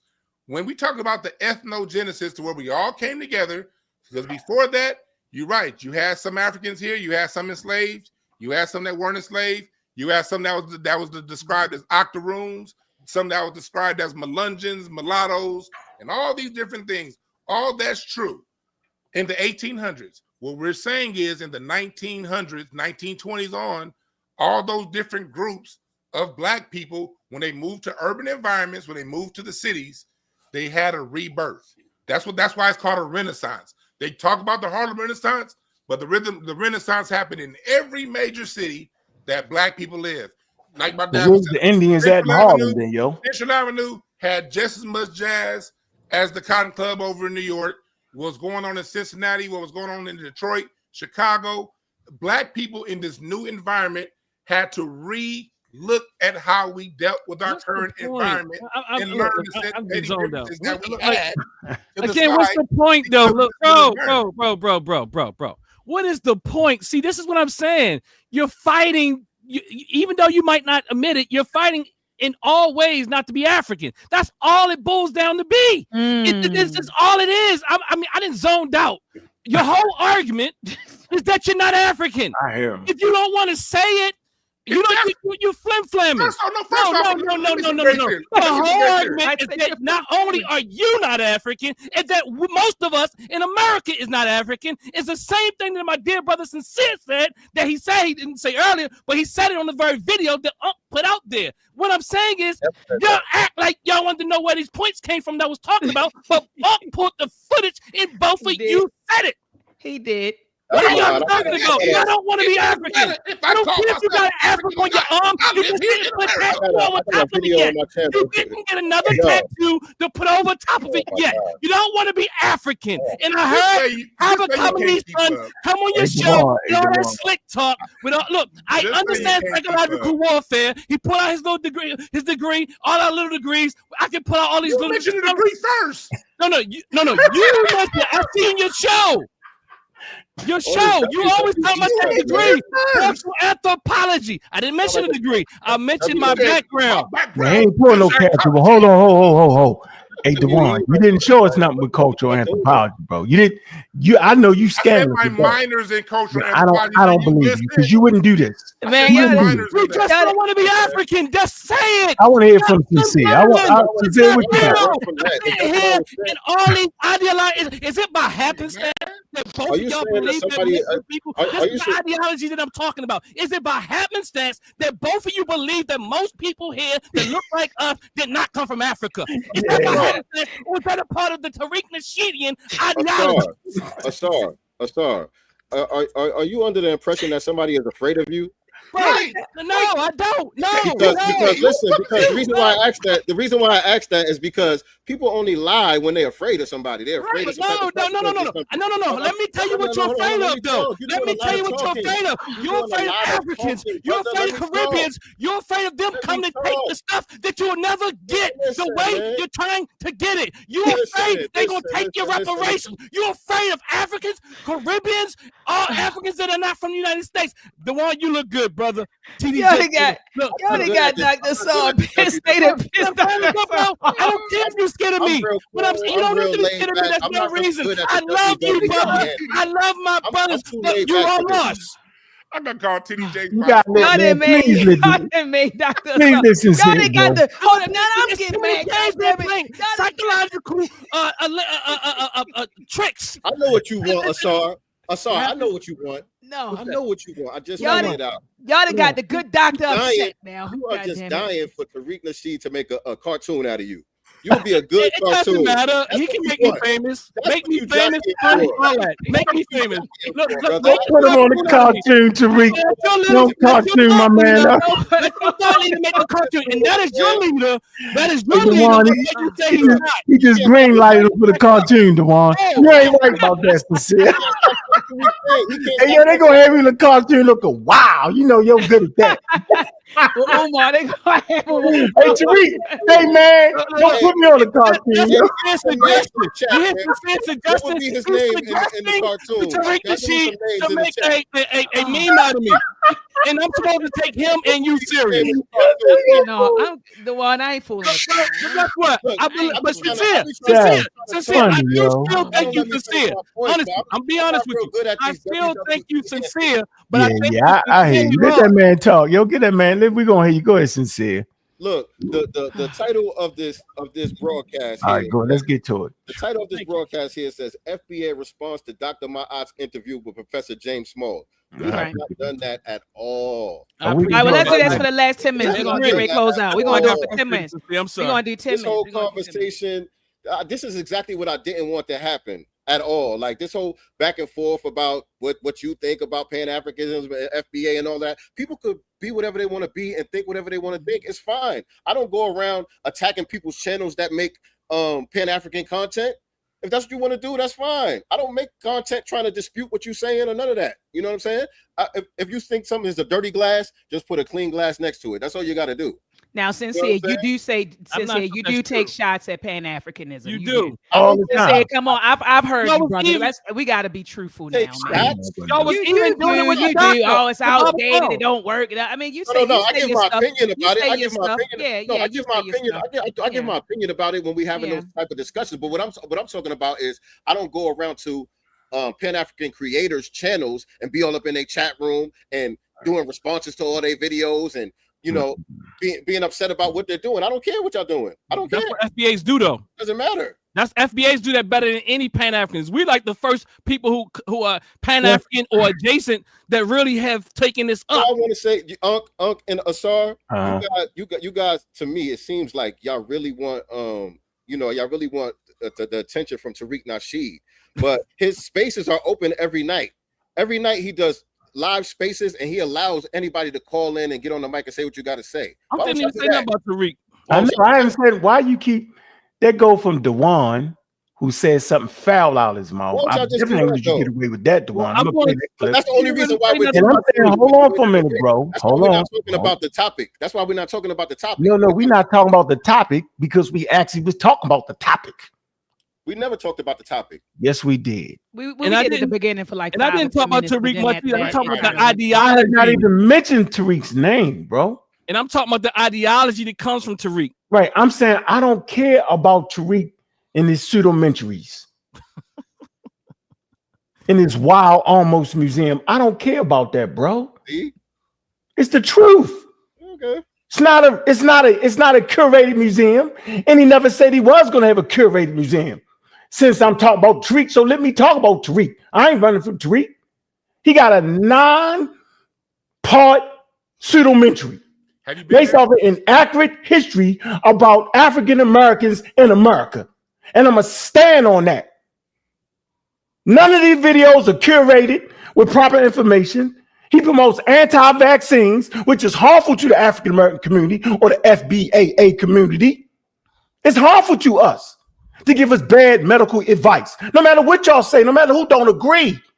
So y'all can sit up there and think that's cool. It's actually not. To put us behind the 8 ball, to misinform us, to act like it's the ethnogenesis, then Dewan play the flim flam for 35 minutes and get everybody lost. Just realize we back in that point again. Are you trying to say that there's an indigenous black people that was already in America to which y'all seem to align with more? I'm gonna tell you what you're doing, y'all culture vultures. Y'all stealing somebody else's culture.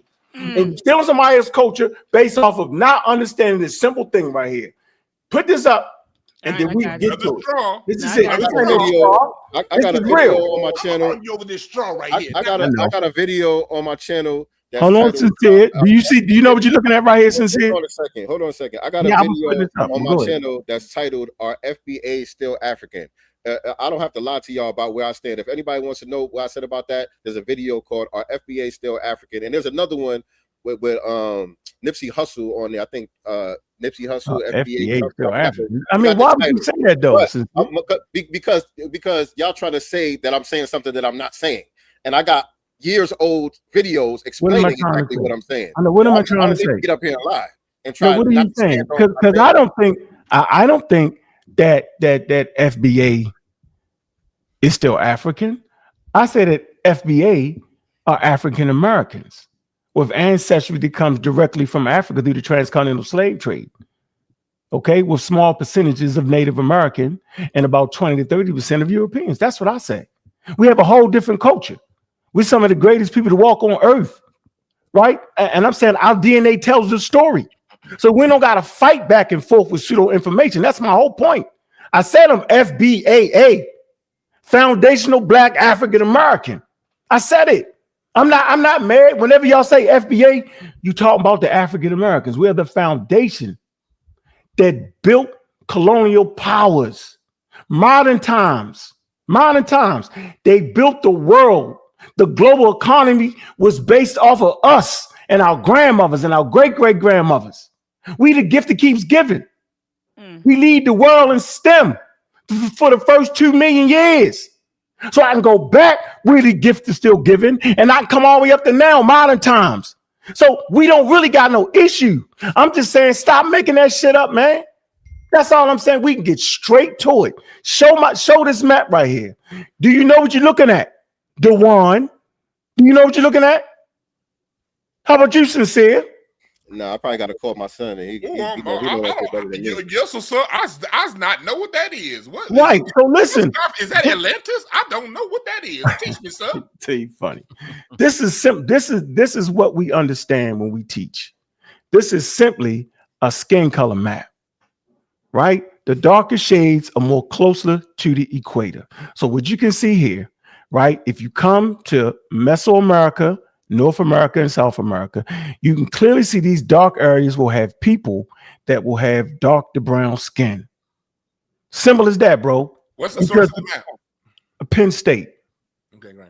Gina Nablowski. What year? Nablowski. What year are they talking about? No, this would be the indigenous skin color map. What point are you making?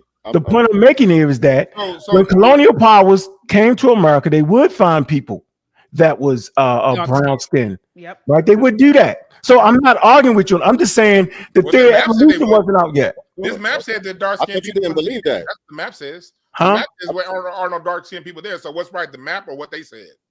No, the map is showing this dark skinned people. No, you said they said that they came across copper colored individuals. This map, when I look at the Massachusetts area, that there are no dark skinned copper colored people according to this map. So who's right? The people who gave observations saying they saw copper colored people, or this map? Because the map is an indigenous skin color map, and people will migrate.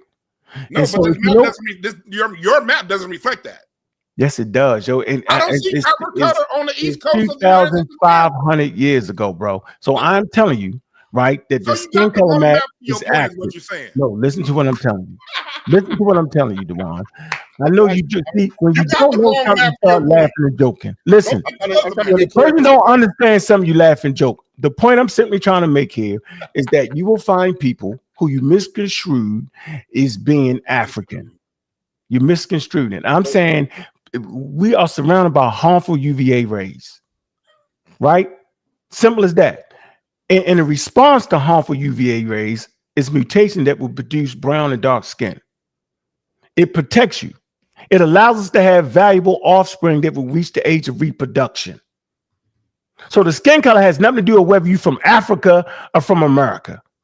The planet, human beings are in the temperate zones. So the majority of Earth inhabitants anyway live in the temperate zones because we start off naked, Dewan. I know you think we start off with 3-piece suits. That's another straw. It's not, I don't know what you're talking about. I'm simply saying y'all keep hollering about brown people. Hell, look at all the brown peoples around the world. No shit, Sherlock. That's not a defining factor of who we are. Y'all keep doing it. So there is no indigenous black people, but there are people with brown skin, and we know their names, the tribes. Y'all name them all the time. That's not you, right? You have small percentages of that. And you shaking your head. Name my family that's in those tribes. What are you talking about? Nah, man, you playing. Francis I'm not listening to you. I named her. All right, I said I made my point. I just want to make sure I understand. I made my point. Name your African ancestor. Give me one name. Give me one. Just one. One. Give me one African name. See why is that? Look, see, yeah, that's not what I'm. No, I'm with you. I'm not saying that, Dewan. You think I'm sitting here tonight telling you that I'm African? No, bro. I say I'm African American. You have been describing African Americans by saying they are the foundation of America. Okay. Everybody knows that, Dewan. We're the foundation of the global economy, bro. It was free labor. No one denies that, Dewan, at all. No, I don't think I'm an indigenous African. I don't care to be. I love y'all. I'm an African American with my own culture, with my own. We speak our own dialect. We speak our own vernacular. So you got me fucked up over here. Excuse my language. I'm not the guy. I never said I was Pan-African. Never said that. I'm not attacking Tariq. He know he got pseudo-mentries. He used all the elders and they pseudo ideas to build his platform. I'm gonna be the one to say it. James Smalls was on y'all side with that pseudo mumbo jumbo. He was. And for some reason, y'all counted this man out because he gave a fair critique. You critique him sincere for an hour and a half. You and your co-host eating French fries. He was eating French fries. Cracking jokes. Sincere, y'all did, and I'm glad that this is a good segue. Hold on, Sincere. This is a good segue too to get to go back to Sincere point. Yeah. But Sincere, you all did because you did say when we were on the phone, you said, "Did you watch it?" I said, "No, I watched a clip of you and Chase, brother Chase, and your co-host talking about it." And I said, "It sounded like y'all were kind of clowning him in a nice way." And then you said, "Well, you didn't see it. You didn't see it. Go watch the whole thing."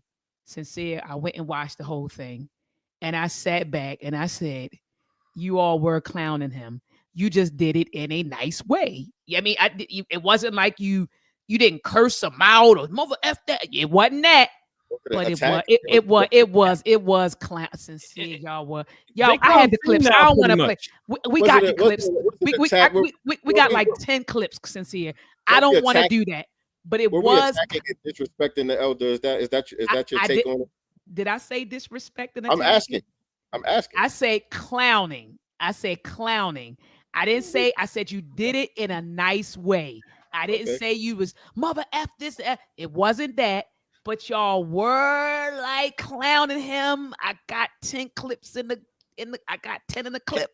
I'm telling you, you were. I'm telling you, it was a bit condescending. Yeah, there you go. It was kind of condescending. Yeah, it really was. I keep saying clowning, but I love what Dr. Asar said. You did come off a bit condescending when it came to the elder. You know, and it was exactly what I thought it was. I saw that one clip and I said, "Oh no!" And he said, "Well, you didn't see the whole thing." I'm like, you know what? He's right.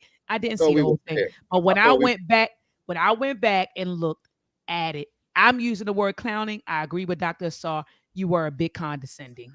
You were, and I so I. Can I make a point about Dr. Smalls? Yes, sir. Because I did my video and I wasn't part of that video. And here's what was my point of view when I reviewed it.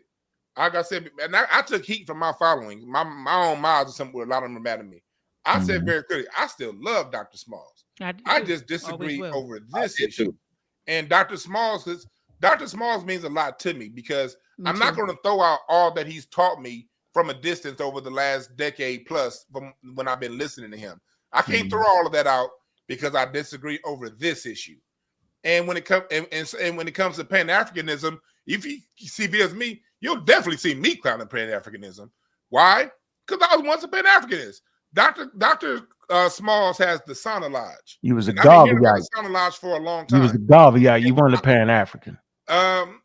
Yeah, you was a Garveyite, bro. Keep it a buck. No, I wasn't a Garveyite. No, I was never a Garveyite. Well, then you don't know what Pan-African. No, I wasn't a Garveyite. Can I finish my point? Because yes, sir. Yes, sir. I just want to be like you for a minute. That's all. Down to it, so I love Dr. Smalls. When he came to his Sauna Lodge, I remember when he needed, it was some issues going on. Where he asked for donations in 2018. I donated. Hell, I gave hundreds of my pandemic money when the pandemic happened. He went on Brother Rich's show and he talked about some of the issues because of the pandemic. I donated. I've always been someone since the 90s that believed in the Pan-African ideology.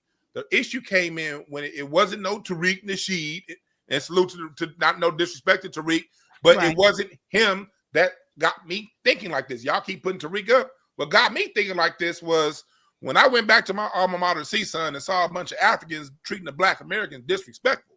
When I saw what was going on with my cousins down at Howard University, where the Africans was treating them, then I started dealing with a lot of stuff. I say, you know what?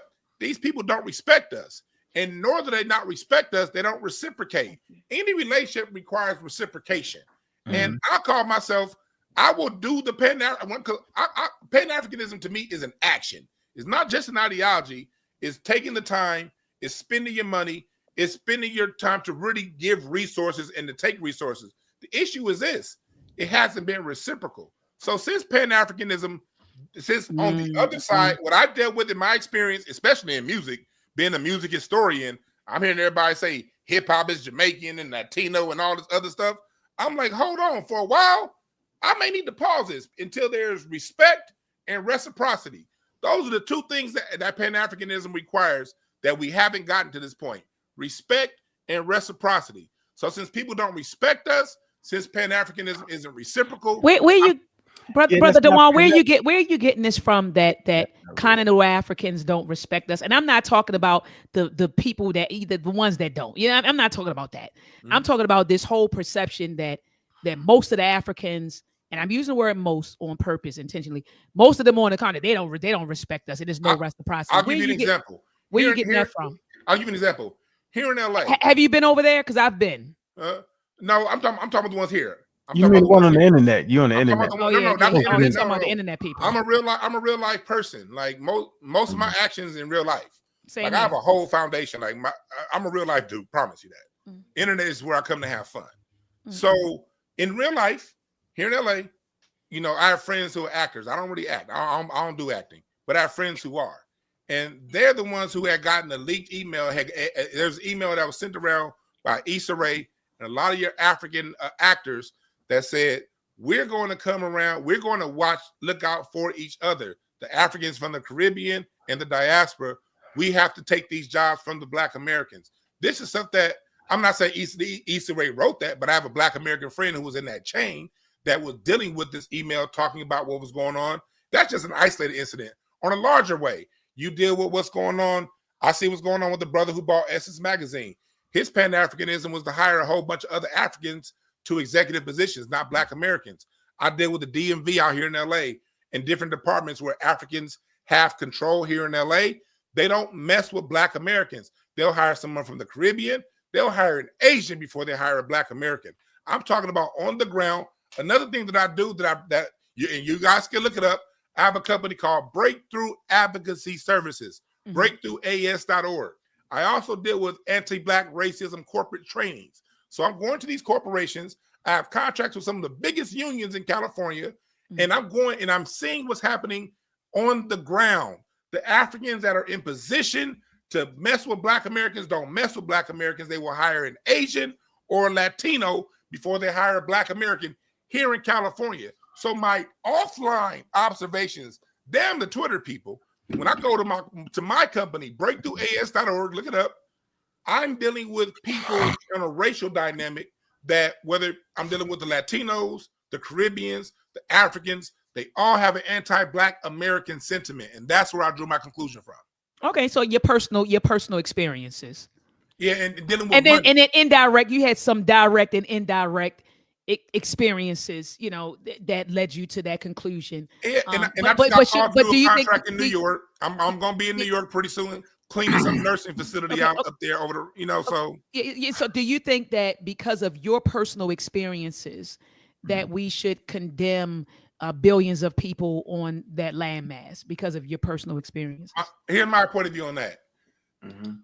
It's on Africans to clean up that. I can't clean it up, and I don't have a position to condemn them. They're gonna act how they act. Based on my observation, I see this happening. It's my job to, now that I see this, take care of my own. And if it's more or less, all I know is what I'm dealing with when it comes to money, actual tangibles here in California.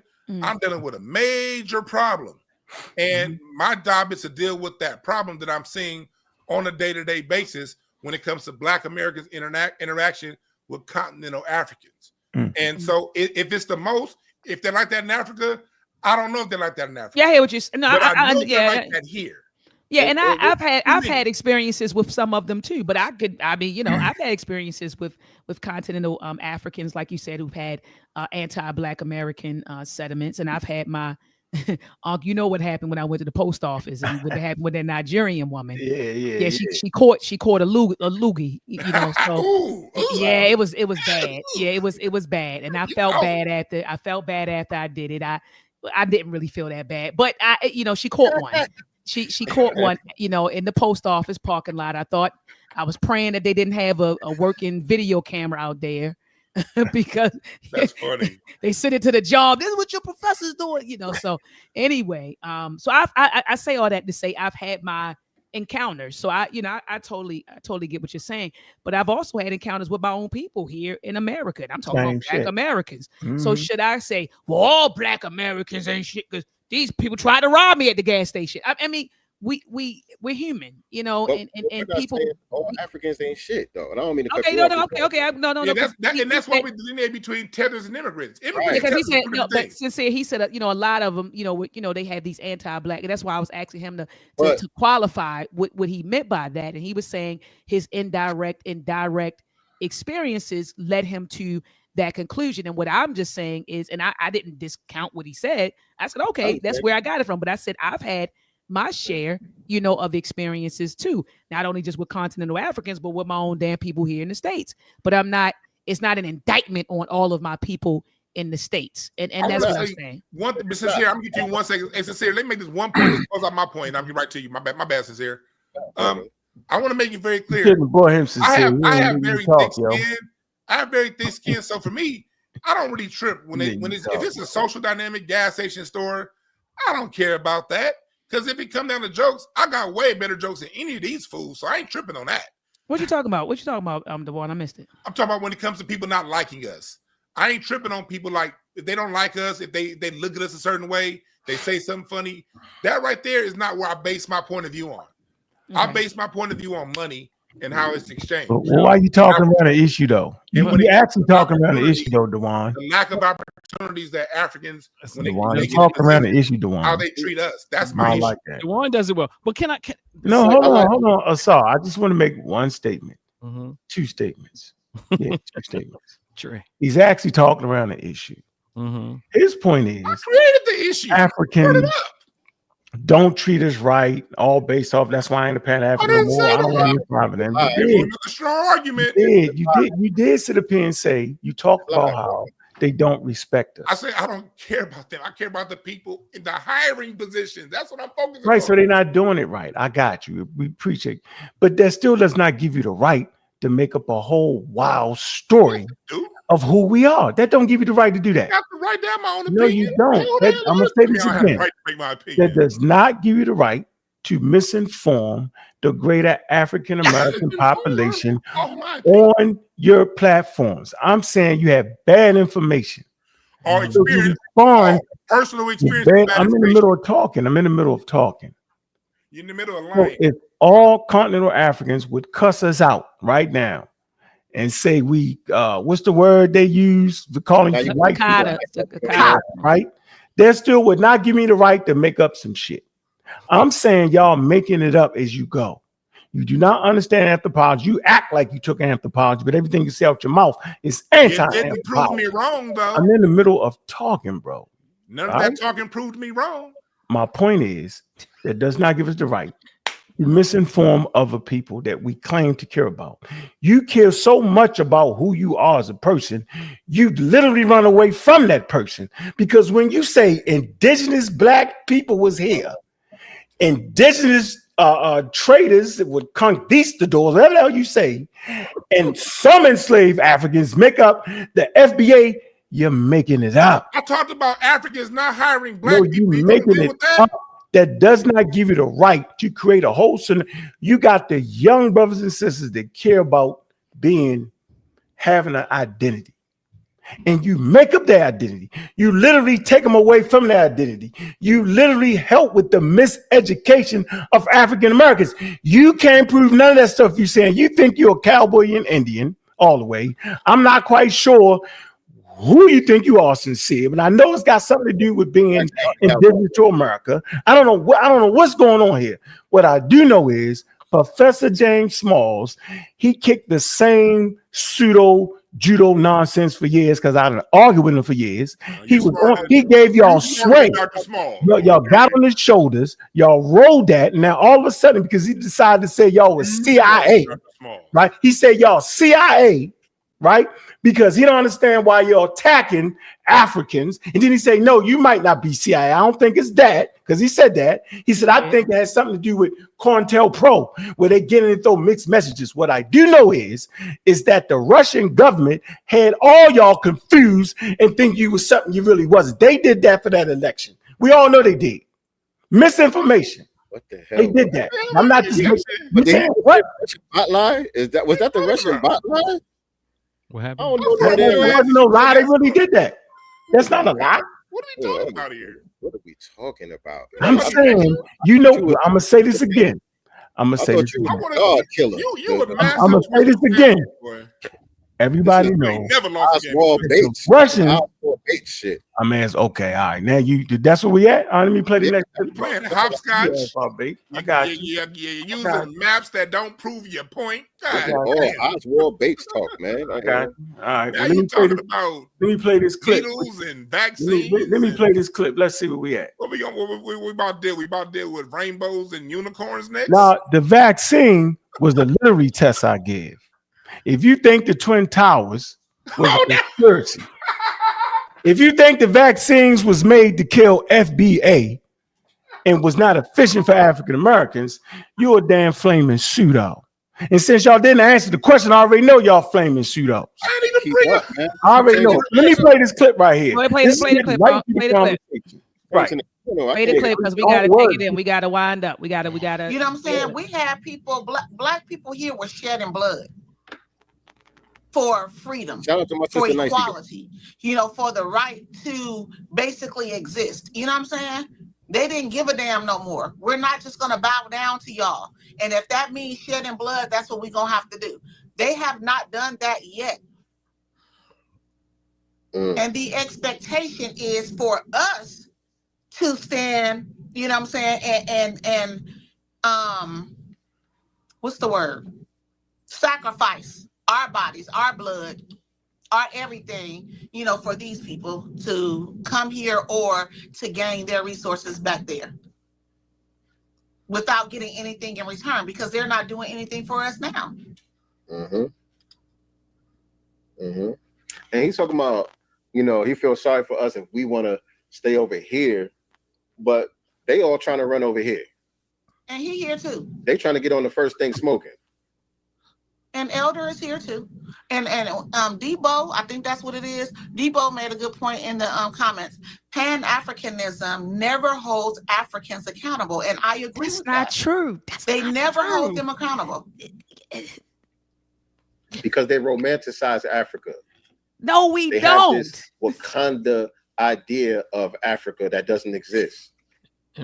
I just can I stop? Yes, absolutely. I want you to remember. I got to let me respond. Dr. Mike, he just said he said he don't talk about it. He don't take shots at it and all that. But we just heard the clip. That's why I just So that's first of all, I don't know any Pan-Africanist, and I am a Pan-Africanist. I'm in that world. No one romanticizes Africa. Are you crazy? We know the issues they have going on over there. I got people over there. I've been over there. I got projects. I got work over there. So if you haven't I'm at this point. I don't want to hear nobody give their opinions on, well, I guess you know what, your opinion on Africa, you could give a million opinions. But there's a lot of, I'm just going to say, uninformed, unqualified opinions on what Pan-African is and what it isn't. You're not even in the world. That's like my mother trying to tell me what goes on in the drug world. She's a law-abiding citizen. She wouldn't dare come and try to tell you what's happening over east, Dr. Asar, what's happening with the vice lords or she couldn't tell you. She's not from that world. She's not over there.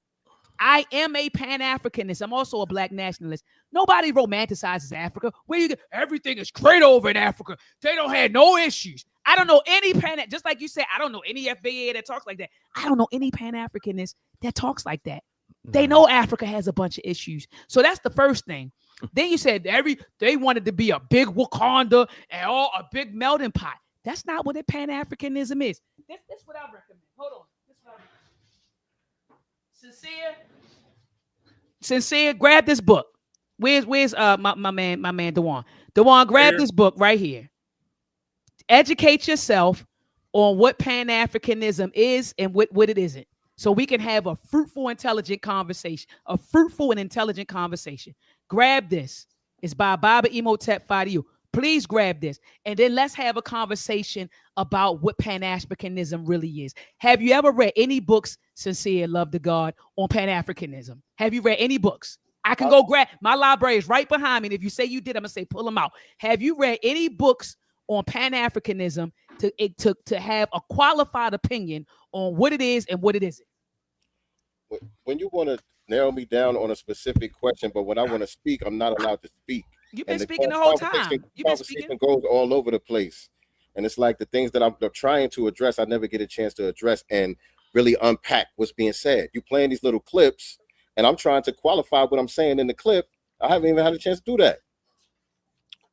I'm not playing the clips. I'm not playing the clips. Ankh is playing the clips. And it's okay. You spoke, brother Sincere, love the God. You spoke on this platform way more than I spoke tonight. I don't know what just happened.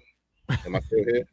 Yeah, you're still here. We just see your Black Indians came and got you. We see your avatar. Okay. But I feel like the brothers spoke way more than I spoke it for doing this 2.5 hours. That would way more than I spoke. Correct. Way more than I spoke. That is the two with the more than you. You said what happened? What happened, Sincere? I said that's correct. Everybody spoke way more than you. That is a fact. You know what I'm saying? Go ahead, Sincere. Go ahead, brother. Explain. Go ahead. Qualify what you want to say. You speaking for yourself as a Pan-Africanist, I agree with you. As far as what I know from Dr. Ma'at, I can say, yeah, I agree with you. You're not one of those persons that I'm talking about who don't hold Pan-African, don't hold Africans accountable and all that stuff. You're not one of those people I'm talking about because I've heard you do so.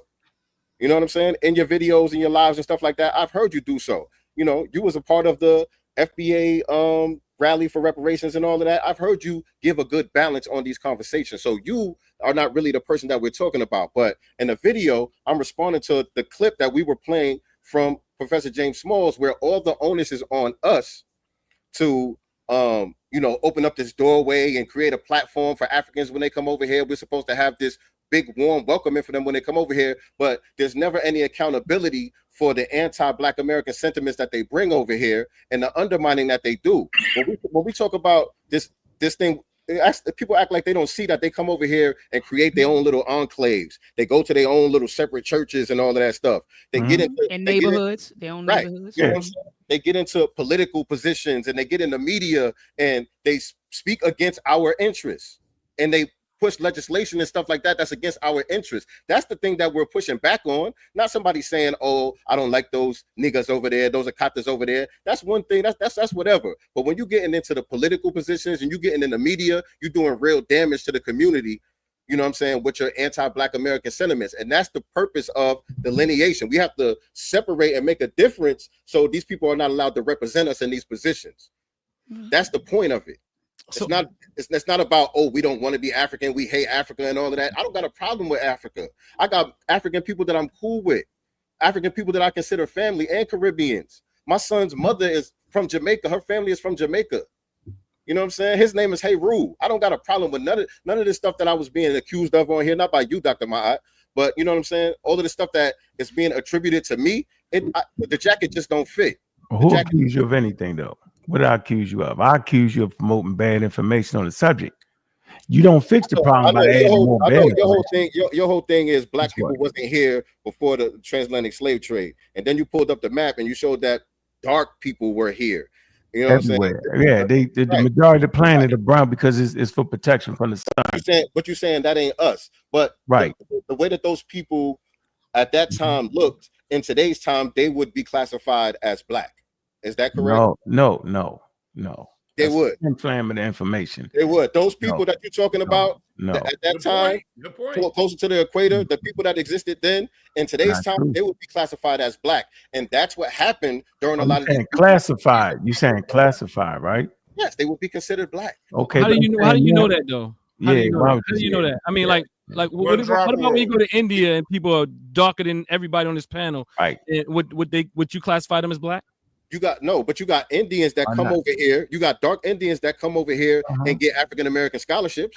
Yep, the necessary. No, I'm talking about you though. No, that's not the point, fella. Right, but that's the problem that we're having. That's what we're trying to solve. No, I'm agreeing with you there, but you don't solve it with a lie. Delineation. I know you understand what I'm saying. See, this is where the rubber meets the road.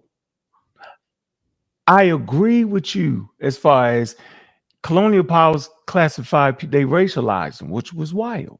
Yeah, they did. Right. They didn't have a comprehensive theory of evolution in the 1600s. So when they seen people, they like, oh yeah, they look the same. Okay, whatever. Right. It's a bunch of crap. I agree with you. I'm not fighting that. I'm saying in 2025. But we live under it though. No, they don't do that. No, it's called scientific racism. It's called scientific racism. We don't call those shots. So we got to deal with the reality that we live in. Yeah, y'all not living in reality because that doesn't happen. In reality, that's how they get classified in the same group as us. When now? Today? Yes, now, today. Who? When? All of these dark non-FBAs that we're talking about. No, sir. Okay, let's say that do happen. Hold on. Yes, sir. Let me say that happened, right? It has to be some finagling, though. Yeah, you can't. Yeah. It has to be some finagling, and finagling is not going to stop. So what I want to say is there's sorry, but how does that help more bad information on top of people lying and cheating? That's my whole point. Yeah, that has to be some. So brother Sincere, yeah, I really do believe that you're sincere. I'm being really honest. Now, my brother, he started off, then he started turning to a whole. I mean, him and Unc. I don't know what happened with him. Them two. His cheese. Brother Devon and brother Unc. His cheese slid off the crack. I don't know what he's saying. My brother just matching energy. Unc started before we even went live. I said, right. Unc did start. Unc did. You did. You was bad backstage. I came in respectfully. One thing I can say about Unc is that he stayed on the point and then tried to talk around the points. Now, he brought up vaccines. What are you talking about? No. He brought it up to prove a point. He asked the question. No, they playing on purpose. They know why. What I'm saying is, it's kind of like either we just don't understand, like when we're talking about things in generalities. Like that's why I keep saying, Dr. Matt, why social science is essential. Exactly, I agree. Because when you look at people and you keep saying those Africans, you have to understand what that implies. You're saying when you say those Africans, that is saying a great majority of these people do this thing. When you say that Pan-Africans don't do this, that means that most Pan-Africans don't do this thing. I'm not going to say that no Pan-African doesn't do that, but most Pan-African people don't do that. But when you look at this chat, I have not looked at the chat yet. I have not. But I guarantee you, statistically, when you go through there and look at those comments, all the Nashidian talking points that I spoke about will come out. Yeah. And they will say all kinds of hold on, let me finish. So also I want to understand. I really want us to see. And I think you, Sincere, I think you really know. But I do think this is a we are afraid. We are fearful. We're at war. This is a miseducation from a white supremacist system. And the thing is, it wants us to split. It wants us to fight one another. I'm saying that you can do what you're doing, Sincere, and FBA or whatever can do that without all the other vitriol that comes with it. And that is what Dr. Baba Smalls was speaking. And we can, as long as you act like the majority of people out here in this movement are not saying these things, you are an anomaly. You are not I promise you, you are the anomaly, not the norm. Yeah. Also, let me respond to that. Hold on, let me finish. Hold on. I'm going to close. I'm going to say I'm going to land my plane. Is a divide and conquer technique and people playing on our fears. Also, hence, I understand why we are protecting this thing, but we don't see how we're being played. And again, it's all about Africa. Everything we said, you're right, Sincere. I wanted to say the same thing you said. I wanted to say, wow, this conversation went way over here.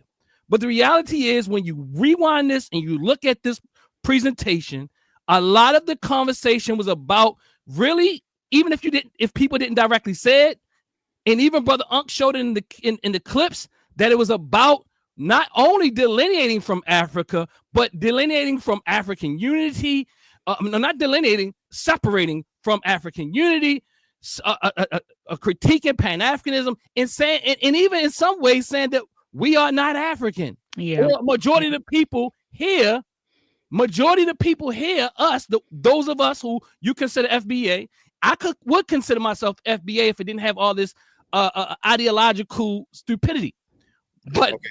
So what I'm saying, and yes, I will say, I didn't say I have a degree yet, but I'm saying I'm a social scientist. So I'm understanding that there's a lack of understanding about statistics going on here. No one's asking. We're speaking in these generalities. You understand? And these generalities hurt us, and they create certain types of fear in our people, and our people jump on board with misinformation, which is miseducation. All right. Dr. Ma'at, you know I'm an MC, right? Yes. So I made a song called Revenge of the Akata. And the first line of the song, I said, this is for the tether class, not for the riders in the diaspora. And then I went on to express, the specific grievances. And I named all these bunch of different non-FBA groups, and not just black ones, by the way, either. Latinos, the Arabs, everybody got. You sent me that song. That's a dope ass song, brother. Yeah, it is dope. But it's not about you though, bro. That's what I keep trying to say. This is social science. From the first line that I said, that is my stance. This is for the tether class, not for the riders in the diaspora. I have always made a distinction between the two. That's one thing. Now, the other thing I want to say to respond to what you were saying, you said that Professor James Smalls was critiquing the vitriol that goes on in the FBA spaces towards Africans. The thing that started this whole conversation was our brother Chase. Shout out to Chase McGee. Our brother Chase posting the video with Dr. Smalls on 125th Street, speaking, saying the things that he was saying in the video. Everybody know what I'm talking about here. Everybody know what I'm talking about. I don't know. What you talking about? All right. But everything that he said in the video, and even according to him, when he was on your show, he said everything that he said was true. He didn't make up nothing in that video. Everything that he said was true about how the Africans come over here and their disposition towards us. Right? And everything that he said in that video is the same thing that we're saying when we get accused of being divisive, the vitriol that you're talking about and all of that. It's the same exact thing. We're talking about the same people. He wasn't castigating all Africans in that video. He was talking about the tether class. The same way we're not castigating all Africans and Caribbeans. We're talking about the tether class because the tether class is a problem. And we have to point that out. The question? They don't do a good job of pointing it out. I agree with you. Culture, we got coons and Sambos and all that in our culture, but we also have these words in our culture to describe these people, to make these people pariahs within our society. They're not just welcomed in like that. That's not the majority of our conversation. One, and we don't. That's why we have the word Sambo, coon. Do you remember? Do you remember the question I asked Baba Smalls? Which question? Baba Small. I said, Baba Small. I said, in essence, I asked him the question. The question was, can two people or two groups of people be saying the very same thing, but due to the intent, it'd be something very different?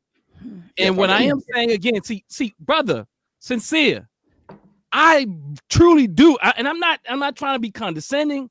I'm not saying nothing. I think your heart is in the right place. I listened to even some of the part over there. You feel like Dr.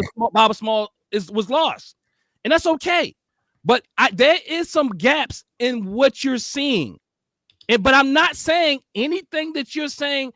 I think the generalities are off. I think your social science is off. I think your statistics is off because no one's asking these questions. And when you throw out sweeping statements, it implants or deposits thoughts and ideas in people's minds. Sweeping statements. So we have to be very careful. And you are when you say pardon. I just want an example. Sweeping statements like what? When people just listen to the video you just said, right? Y'all generalize Pan-Africans. Y'all say no Pan-African does this, right? I don't know what it was, right? That's a sweeping statement, but it's false. It's false. It's false. You can go and you have to go and say, well, some don't. But the reality is, if you know, you have to do some research. And the research, even if you did it yourself, you have to go and talk to 10 Pan-Africans. Just go and talk to 10. Listen, I already know that that's true. Like I said, I got plenty of videos where I use. True. Hold on, back up. Hold on. Let's qualify what you're saying. So we talking about science here. What are you saying? What I'm saying is, I know that it's not all Pan-Africans that get down like that or that think like that. But that's what you said. In the video, no Pan-Africans. It was black and white. Okay, maybe it came across that way in that short soundbite. Maybe it came across that way in that soundbite. But I have tons of videos. I have hours and hours. You know what I call it? I call it split. You can't just go by a soundbite. Like I said, I said this on Dr. Myatt's show for many, many times. When we are operating from a place of fear, and FBA is, and I'm not saying we shouldn't protect nothing. Don't get me wrong. But what I am saying is when we're operating from a place of fear, we're not able to hold nuance. We're not able to look at the whole picture. We start to look at the differences and how this one did that and not look at the big picture. You're the one that's erasing the nuance. What happened? You're erasing the nuance. Also, help me out. By just taking that soundbite and making it seem like no, I didn't. No, I look, brother. I'm not erasing your nuance. I'm saying in that soundbite. I'm not saying that's the only thing you ever said. But what I am saying is that was an example. You asked me for an example, and I gave you one example. You want me to give you others? No. Okay, just understand. I have pointed out, brother. Just understand, brother. Concede pointed out to a point. Africans that do good work. Point, brother. I have a track record of that. See, this is what I'm saying. You have to do some more thinking on this. And Booker T. Coleman's son, just because he's the prince of the prince, don't mean that he's an authority. But what I'm saying is, see, these are psychological warfare tactics. He's talking about Baba Kaba Cabernet. Because they brought him in. They all true though. They all misinformed. He became an authoritative figure, which is psychological science. Can I play this clip, man? I don't know why he just caught a stray. Why he caught a stray? He ain't catch no stray because he promote misinformation. It's not a stray for me. It's the truth. So he don't gotta be here. He be talking crazy when I'm not there. So what's the difference? No, brother, I think brother sincere is sincere, honestly. And I'm not trying to hear none of that. Let me play this clip. Hold on. Things. I would like to talk to you, brother. Yeah, talk to him. He's sincere. Let me say this. When I first came in the thing, y'all all said Unc started that shit. Unc don't start nothing. Unc just finish it. Let me show you what the brother said out his mouth about me and why I came up like that. What's wrong with y'all, man? Not starting nothing. I'm just a finisher. He did say something about my coat. Yeah, he did. I'm a finisher. I ain't starting nothing. I react to it. I ain't only no damn Tariq to tell me that. Y'all see, the thing is, a lot of y'all got a hard on for Tariq. And his brother in the blue obviously has a hard on for Tariq. Man, please. If y'all get Tariq's dick out y'all mouth, y'all might see what's really going on. But my thing is, these dudes don't really see what's going on because they got Tariq's dick in their mouth. The one that was not nice. That's why you came in. Oh, no, it wasn't nice. That shows why you came in with the smoke, but nevertheless, you came in with the smoke. Now let me talk. Because I come in with the smoke. And I didn't come in with the smoke for no damn reason. Long as I live, I ain't never letting a man push me to his private parts or say what's in my damn mouth without smacking the shit out of him. So we ain't playing this wild fake game where we fake and parlay. I already know what it is. That's why I came in like that. Y'all think y'all got some groundbreaking information and we crazy. I'm sitting here telling you, y'all producing bad information, and all the elders' shoulders y'all standing on, they have produced bad information. The crop is fell. We here to raise the game. We raise the game now. We have fluent with what we talking about. We practice scientific literacy. We know when you scamming. The one flim flammers the whole time acting like it was 5,000 people in the coast and they was already here. Get out of here, bro. You scamming. Sincere, you acting like you understand the topic. You don't.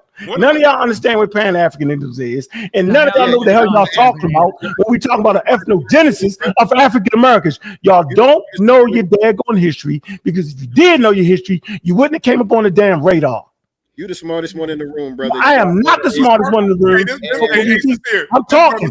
So when I'm talking, everybody else got to talk. Let me finish my point. Let me finish my point. You smarter than all of them. Listen, yeah, I'm trying to tell you that I stand on their shoulders. And you upset because nobody won't really listen to you. No, I mean, let me say, hold on. He doesn't have to be smarter than anybody, but he is an intelligent brother. Hold on, let me defend myself. Let me take care of myself. Hold on, no, let me help too, because I want to look. You are an intelligent brother. Yeah, he is. He no, really I don't listen. No, you might not say it. I'm saying it. Okay, appreciate that. I could be the dumbest nigga on this platform. You're not. But what y'all can't do is y'all can't pull one serious scientific academic source. Y'all run around, y'all don't even understand evolution, because if you did, you wouldn't say the shit you've been saying at all. Evolution. He playing anthropology and don't know what the hell he talking about. None of y'all understand the subject matter. That didn't prove me wrong. Sincere over there is still thinking that it's 3 races. Sincere actually think it's 3 races. You want to play that clip too? Yeah, I'm gonna play that clip too, Sincere. I'm saying y'all not qualified to even make the daggone stances you make, because it's based off of bad information, and the elders' shoulders that y'all standing on, they misinforming us. He keeps saying, you know, listen, I don't gotta back down. Psychological warfare. None of this. Listen, I don't gotta act like the elders knew what they was talking about. I'm saying they understood to a certain point, and I'm saying the point we are here right now, we promote evolution as a way to understand African American history, bro. And if you can't understand that statement, we use anthropology. We celebrate excellence. They're not hiding who we are, bro. It's all in the textbooks. We can pick up textbooks, not your little crazy pseudo book you picked up. We're talking textbooks.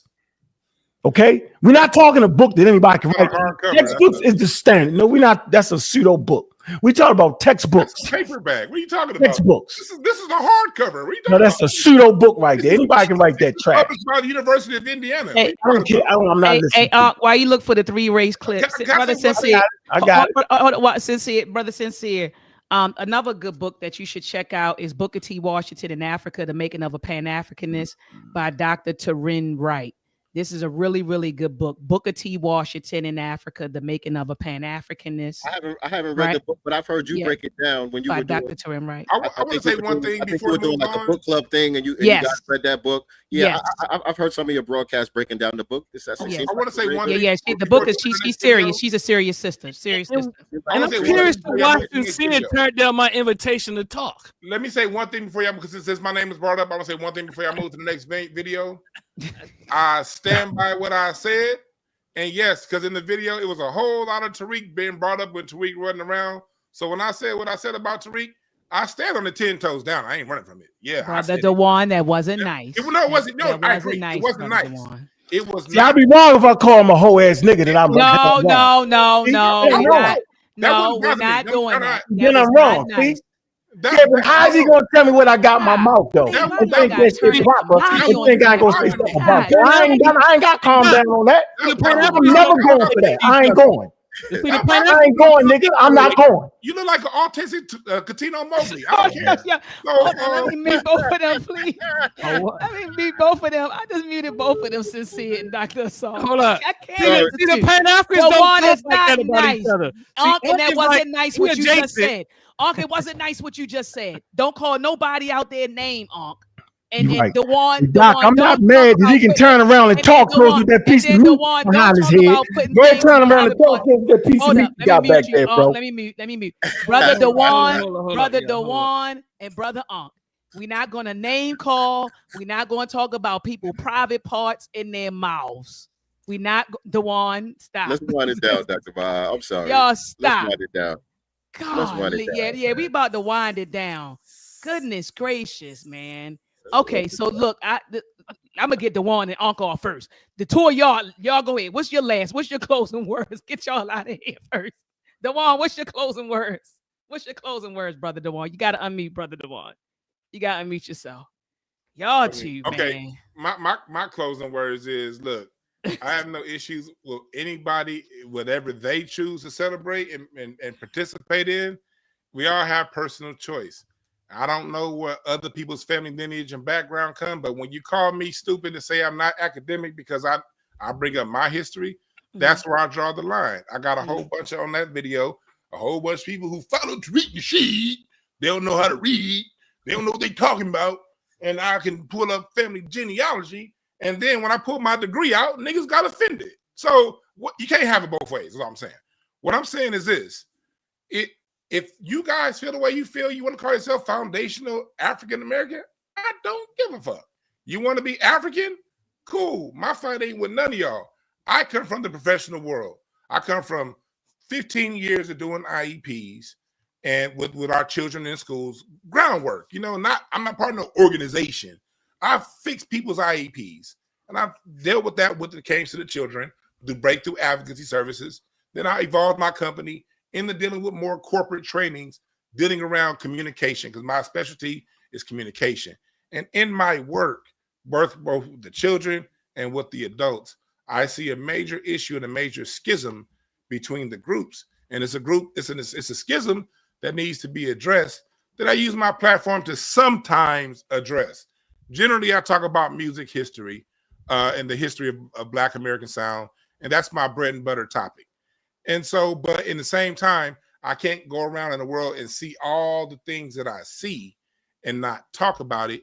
And yes, when people are, you got to be aware, when you call people stupid and uneducated for having their point of view, you're going to get some things thrown back at you.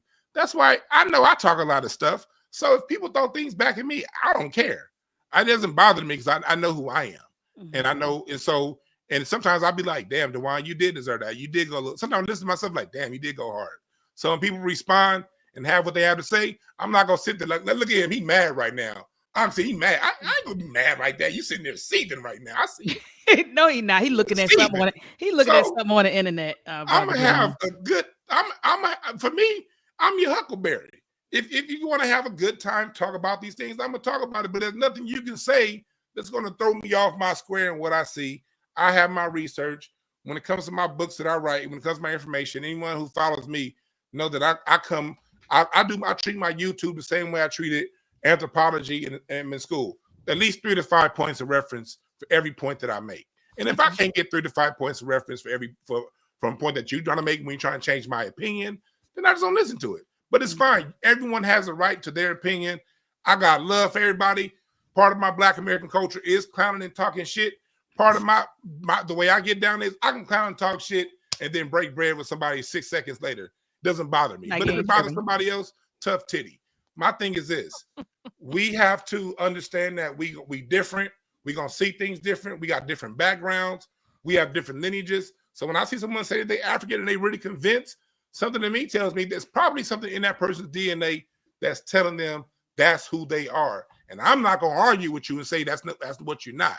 But if you come over to my side of the fence and I've done all the work, I ain't do all the work that I've done for somebody to tell me what I'm not, especially when you come around and you ain't got nothing to say. But yeah, but okay, where's the proof? If you ain't got the proof, I'm not, whatever. So I got to say, I got love for everybody. I got love. Thank you, Dr. Mahad. I thought that you did you did a good job of Mr.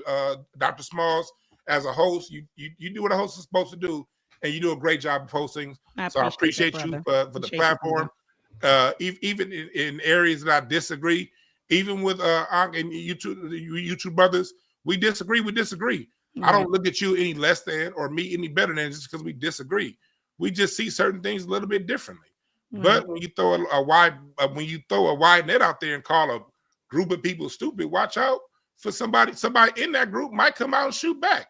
And I'm just the nigga that's gonna shoot back. And whatever you gotta say to me, I can take it. I don't care. So that's just what it is. Salute to Sincere. And I think that everybody has a right to feel however they feel. And that's not my business to tell you you're not who you are. But I'm standing 10 toes down into who I am. And on top of that, and so anybody telling me I'm not that, I'm going to reply, and I'm going to have a lot of fun when I reply. I like to make myself laugh. So when you say something crazy to me and I reply, that reply is going to be to entertain me. Leave me alone if you don't want that stuff to come back your way. If I offended anybody out there, I apologize if I offended you, but I still mean what I said. Brother DeJuan, look, do me a favor in the back chat, put your info back there, because Dr. Asar has an establishment called the Temple of New African Thought. We have lectures and panel discussions, and we're going to bring Ankh in. We're going to bring you all in and to have another panel discussion about this whole, FBA and all that other stuff. So, all right, I see it. I got the email address right there. So, I'm my email address right now. I got it right. You put it in the back. I'm looking at it. I just put my Twitter. Let me give you the email. Oh, you typing it now? Okay, that's your X. Okay. info@DeJuanB.com. Okay, let me go right here and use my little camera. Yeah, we're gonna bring y'all in and have more discussions about this. I definitely want to have one on this Pan-Africanism. We'll pack the house with that one. Yeah, y'all making some claims. It ain't this, it ain't that, and so I would love that. I think that would be Dr. Asar. I'm lining up something at the temple. It works. It works. It works. All right, let's do it. Let's do it. New African thought, which is also a way of delineating. That's right. New African thought. Brother what are your thoughts? Your closing words?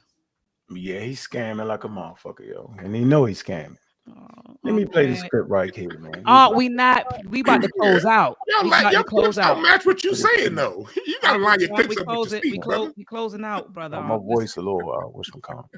Now he closed out for 20 minutes though. I got it on the clock, and he's still talking. He's still running his mouth. You call me a scammer, you man. Yeah, he ain't close out. He ain't close out for 20 minutes, brother. Go ahead. I got it on the thing. I can show it. He did not close out for 20 minutes. Warm milk. That helps. Gotta close out, y'all. We closing out. All right, here we go. You know what I'm saying? When you deal with like anthropology and all of that, they only talk about 3 races on the planet. You know what I'm saying? Like it's not like a whole bunch of different racial categories. You know what I'm saying? It's Africans, it's Asians, and it's Europeans. But they will use the term Negroid, Caucasoid, and Mongoloid. You know what I'm saying? And they're referring to the racial makeup, you know what I'm saying, of those different groups. And that's what he's using the term African to refer to, which is why he embraces the term. I just want to say that that's my interpretation of, because I've heard him say that and break it down several times of where he's coming from with that. So I just want to put that out there for people who might be confusing the two things. You know what I'm saying? But he does also convolute it a little bit when he starts talking about culture and different things. You know, he does say certain things that kind of mix that up as well. So it's open to however you want to interpret. So once again, Sincere don't know what the hell he's talking about. And he's in a conversation that requires you to understand that they actually said it was 5 races, but that was doing scientific racism. They don't even do that anymore. There's only one race, and that's the human race. Simple as that. If you can't understand a concept, how can you sit there and teach African Americans who they are? That means you really can't get to your history because you don't know how to use anthropology. They made nothing but mistakes on this panel. For some weird reason, they still think it's an ethnogenesis between an indigenous black people that was here, some black traders, and a little bit of slaves. Y'all can go back and play the clips. That is my concern, that we have another generation that will be miseducated off this foolery. We have been carrying this lie that we Native Americans for a long time, man. The elders even said that they was wrong. And to that, I say they were pseudosciences on that. Now we're clear. We can see you. I see you. Our eyes are wide open. We're not going. We understand that our ancestors come from Africa. We get to America. We have an ethnogenesis with Europeans and some Native Americans. We understand we developed a culture separate from African indigenous culture that incorporated indigenous African ideals and principles. Thus, they call us African Americans. We are the foundation of what made the economy what it is today. And for that, they owe us that money. And for those that will give us those billions and trillions of dollars, they have a system called science. They will use that system for us or against us.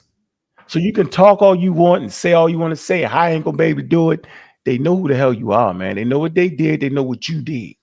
So we don't got to argue and fight. We don't got to make up new stuff. Y'all making up new stuff based off of not understanding the subject matter. I'm never allowing a group of continental Africans, a couple of them, because I ain't like I know all of them, to talk shit, and all of a sudden that make me follow a wild movement that's defiling everything that we all know we come from. Makes no sense. And I'm never making up shit just to get my point across. They came in here tonight and they made it up. They make my man down there swear he a damn Indian. He just won't say it. In his heart, he think you're an Indian. Oh, you got. He won't say it. Lee Sincere say it. Lee Sincere got enough heart to say, "Yeah, yo, I'm more. You know, I'm with the people." And it was already thinking. You see my heart with them thick ass man right here, yo. He Chief Broken Foot, Chief Head talking with the meat on the back of it. That's what I'm gonna call you. Meat on the back of your head, Chief. Talking. See. I'm stopping. Hey, didn't nobody laugh? My point is very, very important here. Just be funny. That's all. My point is here, and it's very, very important though. Let this be a precautionary tale. Cautionary, not precautionary. Cautionary. If you don't Cautionary. understand literacy and scientific literacy, if you don't understand how to get to your damn history, shut the hell up. We don't need more misinformation. If you don't understand what Pan-African or Pan-Africanisms is, shut the hell up. If you're cutting hair and you get off work and you dive on a podcast, if you work in construction site and you get off, you dive on a podcast, know what the hell you're talking about. Because African Americans, we ain't going no more. We're not listening to elders who act like the rocks is crying out and we was here first and we swam and serpent at it. We're not listening to none of that. We have the tools to produce and understand our story. We understand who and what we are. So all I'm saying is, man, y'all two brothers, y'all got to get that straight, man. First, know what the hell Pan-Africanism is. Know it's the difference between being a Garveyite, right? And understanding what Pan-Africanism is and what it ain't. Understand what an ethnogenesis is and don't make that shit up. Knock it off. With that, I appreciate everybody for listening tonight. I enjoyed myself, but I'm never listening to another man tell me what I got in my mouth. Plan or not, I'm never going for that. Appreciate y'all. Appreciate you, brother. Brother Sincere. Brother Sincere, then you, Dr. Asar, and then I'll say my words. I'll be very brief. First of all, thank you, Dr. Ma'at. Much respect to you. Thank you, brother. Appreciate the whole panel, man. I think it was fun, although I don't think it was very constructive. I did have fun. I did enjoy myself tonight, but I'm just being honest. I don't think. Yeah, you was like, it ain't constructive. You was like, I had fun too. I ain't gonna lie, I had fun. That was fun. It was fun. I had a lot of fun, but I just don't think it was very constructive, and I thought it would be. To be honest, I really thought it would be. Just different, you know what I'm saying? It didn't turn out the way I thought it would turn out. Same. I share your same sentiment. These things happen. You know what I'm saying? We live. You know what I'm saying? It's not pre-scripted or nothing like that. You know what I mean? We got 5 different personalities up here, so I'm not blaming nobody or nothing like that. I'm not mad. You know, I'm just being honest about my thoughts about, you know, how things went and how I wish they would have went. You know what I'm saying? But at the end of the day, nothing but respect for you, Dr. Ma'at. You're one of my favorite teachers. Likewise. Teachers, I always big you up. I don't see any real contradictions between what I'm trying to promote and what I see you doing. I don't really see, you know, a real conflict there. You know what I'm saying? So I'm going to continue to do what I do, and I'm still learning. I'm still growing. I don't think I know it all and I got it all together. You know what I'm saying? So it is what it is as far as that. I seen people in the chat asking about the song that I mentioned, Revenge of the Akata. All my music, well, most of my music is available on whatever streaming platforms you use. You just type in Revenge of the Akata. I don't think nobody else got a song called Revenge of the Akata. I don't think so either. You should be able to get the song, and you know, you get access to the rest of the music as well. Other than that, I'm at Sincere Love the God on all social media platforms. And Asar, I know you invited me to have a conversation with you or whatever the case may be. I'm open to it, but we would definitely have to discuss some parameters and what exactly we're going to be talking about, because this right here, I'm really not with it. You know what I'm saying? Going all over the place. Like, if we're going to talk about something, I want to know exactly what we're going to be talking about and focus strictly on that. You know what I'm saying? And you saying if you come to Baltimore? No. He said he wanted to have a conversation with me. I'm thinking you're talking about like a live conversation. You know what I'm saying? No, I'm just talking about behind the scenes. Oh, okay. I'm talking about real life stuff. I'm not talking about online. Oh, okay. So I misunderstood you. Oh, you just wanted to highlight him offline. Okay. Because I close with that. Like I said, I'll be real brief. Because this on you, Dr. Asar. Because I do believe the brother's sincere. And you know what? Now the brother, what's my brother name? Dewan. Yeah, brother Dewan. Now I knew I saw you before when the whole thing about the hip hop thing with Tariq Nasheed. Although I can disagree with Tariq Nasheed, I do think that some of his points around hip hop was accurate. Was it also used as a tool of division? Some can argue that. But nonetheless, I did listen to you, Dewan, around that period, and I think you were making very cogent points, honestly. So I do remember you then. So I can hold nuance, right? Brother Sincere, I really do think that you truly are fighting in a way to protect us and get us in your way that you think what you think we deserve. I do think, though, we have to understand how messaging works and how we say things. And when we speak in generalities and all these other things that we're saying are harmless, I think social science will show you that it's not harmless. So we have to be more responsible with our messaging and the information that's out there. Yes. I think that the way that you all were speaking about Baba Small, and I'm not saying that you were trying to like, it did sound condescending, like y'all were giving him a lot. Well, he's kind of older, you know. Yeah, it's he's our old time now. Yeah, you know, all that type of thing. And as if somehow, you know, my argument would be that even when he's wrong, I don't think anybody could really have he would be a hard person to pin down with the amount of information that goes to those brain cells, you know, in a real sense, you know. But what I'm saying is, I do agree that a lot of our elders have put out misinformation, and not just misinformation, because in 20 years, we will be saying we put out misinformation. So I don't know if I automatically call it pseudoscience all the time, but some people who hold on to it and they continue to operate in that vein, yes, that's when it becomes pseudoscience. Yes, that's my point. Yeah, so somebody said Drewski too. Say it again. I was reading the chat. Okay, so I want to do, Doc, I'm closing out. No one is speaking anecdotal. I think we have to be clear, and I think that we really have to practice discipline when we're talking about these things. There's no discipline going on. We really don't know what we're saying, and you might mean one thing, but once you say that no Pan-Africanists, we have to have training in how to say things in different ways. And it's coming across too often, and you say, well, that's not what I meant. No, we have to be more clear. You have to be more clear, and you have to begin to depend on those who do this type of thing. I'm saying that people who are trained in these things, you need to depend and talk to your brothers and sisters who are actually academics in this sense, and really can be more clear and help polish the argument, refine the argument, and the thought leader. What I'm saying is not qualified. Whether or not we want to call the dear brother a qualified leader, I mean, a leader or not, he's at least a thought leader, right? So no one is telling you who you are. Anecdotally, you can identify how you want to. If you want to identify a certain way, Indian and all that, I am not going to debate you about who you are. I'm not talking about you, Brother Sincere.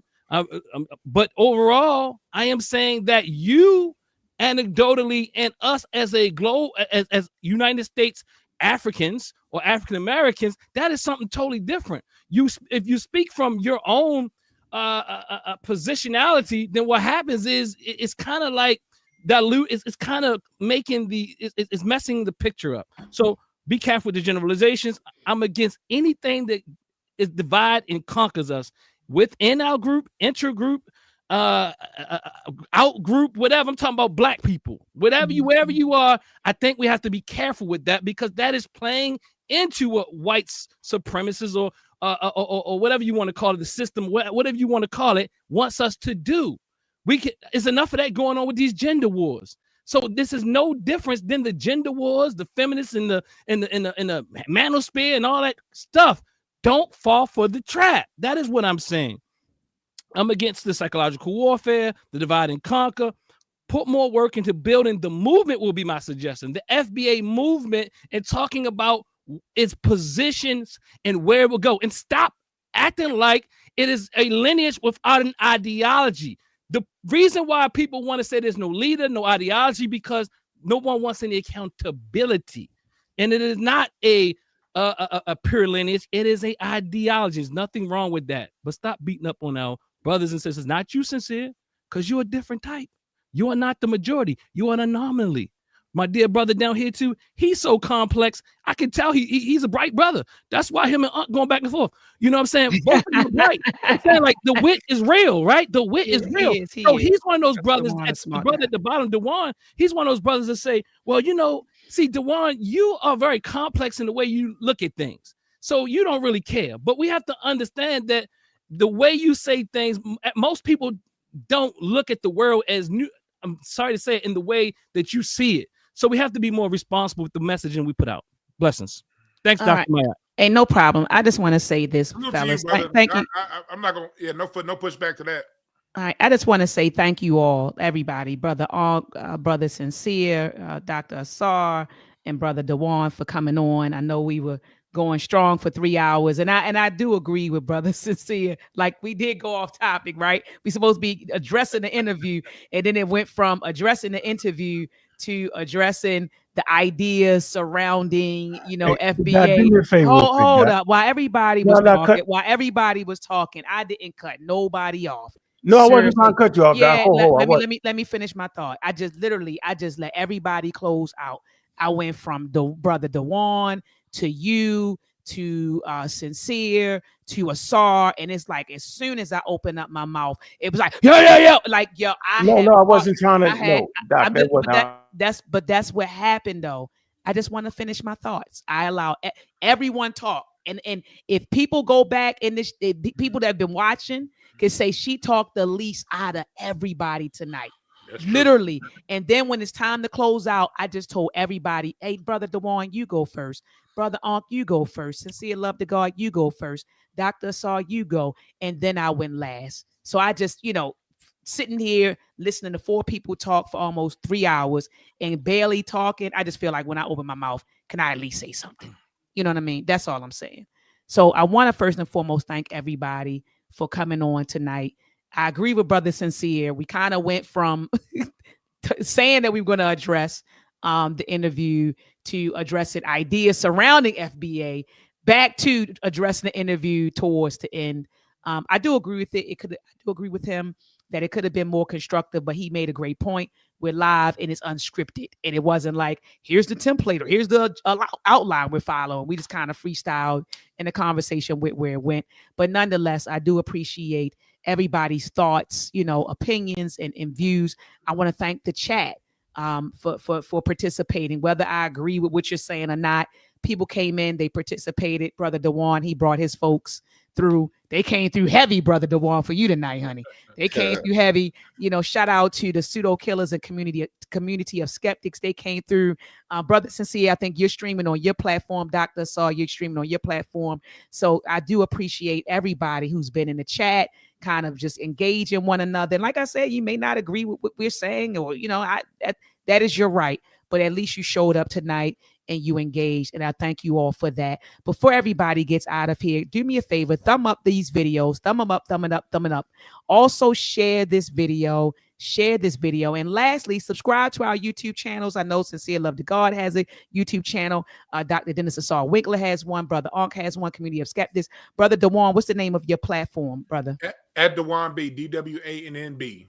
Yep. So he has his platform. So subscribe to our YouTube channels, hit the notification bell so that whenever we go live, you will be notified. And lastly, I just want to say this. When we have these, I feel like social media is a gift and a curse, right? It's a gift in that we are able to connect with different people and yes, share ideas and share information. But the curse is that some of the stuff we're sharing misinformation, disinformation, and malinformation. And so I just want to charge people who do have influence, right? Who do pick up this mic to do your due diligence before you start spewing, ideas and opinions. Do your due diligence, research, educate yourself. Because as Dr. Asar said, sometimes the messaging isn't accurate, and we want to make sure that when we grab these mics and when we spread ideas and concepts, that we're being as accurate as possible. And so that's what I had to say. Anything else? I know Brother Ankh, you wanted to get in. No, I actually didn't want to get in. Ankh, what was the two? I just wanted you to, while you was talking, I just wanted to share the map so we could see the genetic signatures. I did not want to say nothing. I just want to show these brothers the article. I wanted everybody to see that while you was talking. That was it. I don't have nothing to say. All right, everybody finished? We all done? Brother Sincere? Dr. Ma'at, do you know the 2 races that I missed? I'm asking that seriously because I got that from Van Sertima's book. Mm-hmm. What I was talking about. That it was 3 races? Yeah. It was 5. That it was 5. Yeah, what was the 2 that I missed? So who did he miss? Oceania, Mongoloid, Caucasoid, Negroid, and Native American. Native American, that's a race? Yeah, it was 5 of them. Native American Native is American a mongoloid, isn't it? Those are mongoloids. The I'm red telling you, natives. saying it was all wrong, though. That's the point. You're still promoting outdated racist information. Is outdated. That's what I'm saying. There is no such thing as race anymore. No, I agree with that point. There's only one human race point, but I was talking about the construct. But anyway, we out of here for tonight. All right, y'all. Parents, the future is moving fast, and too many of our youth are missing out on the coding, circuitry, and AI skills that will shape tomorrow's opportunities. And when STEM programs ignore Black history, our youth lose the cultural spark and legacy connection that gives them confidence, creativity, and power. We cannot afford that gap. That's why the UACI Virtual Winter STEM Camp is a must. From December 29th, 2025 through January 2nd, 2026, our youth will code, build microbit circuits, explore real AI tech, all while connecting STEM to the brilliance of their African heritage. Spots will go fast, so go right now to UACISTEMcamp.com and enroll your young geniuses today.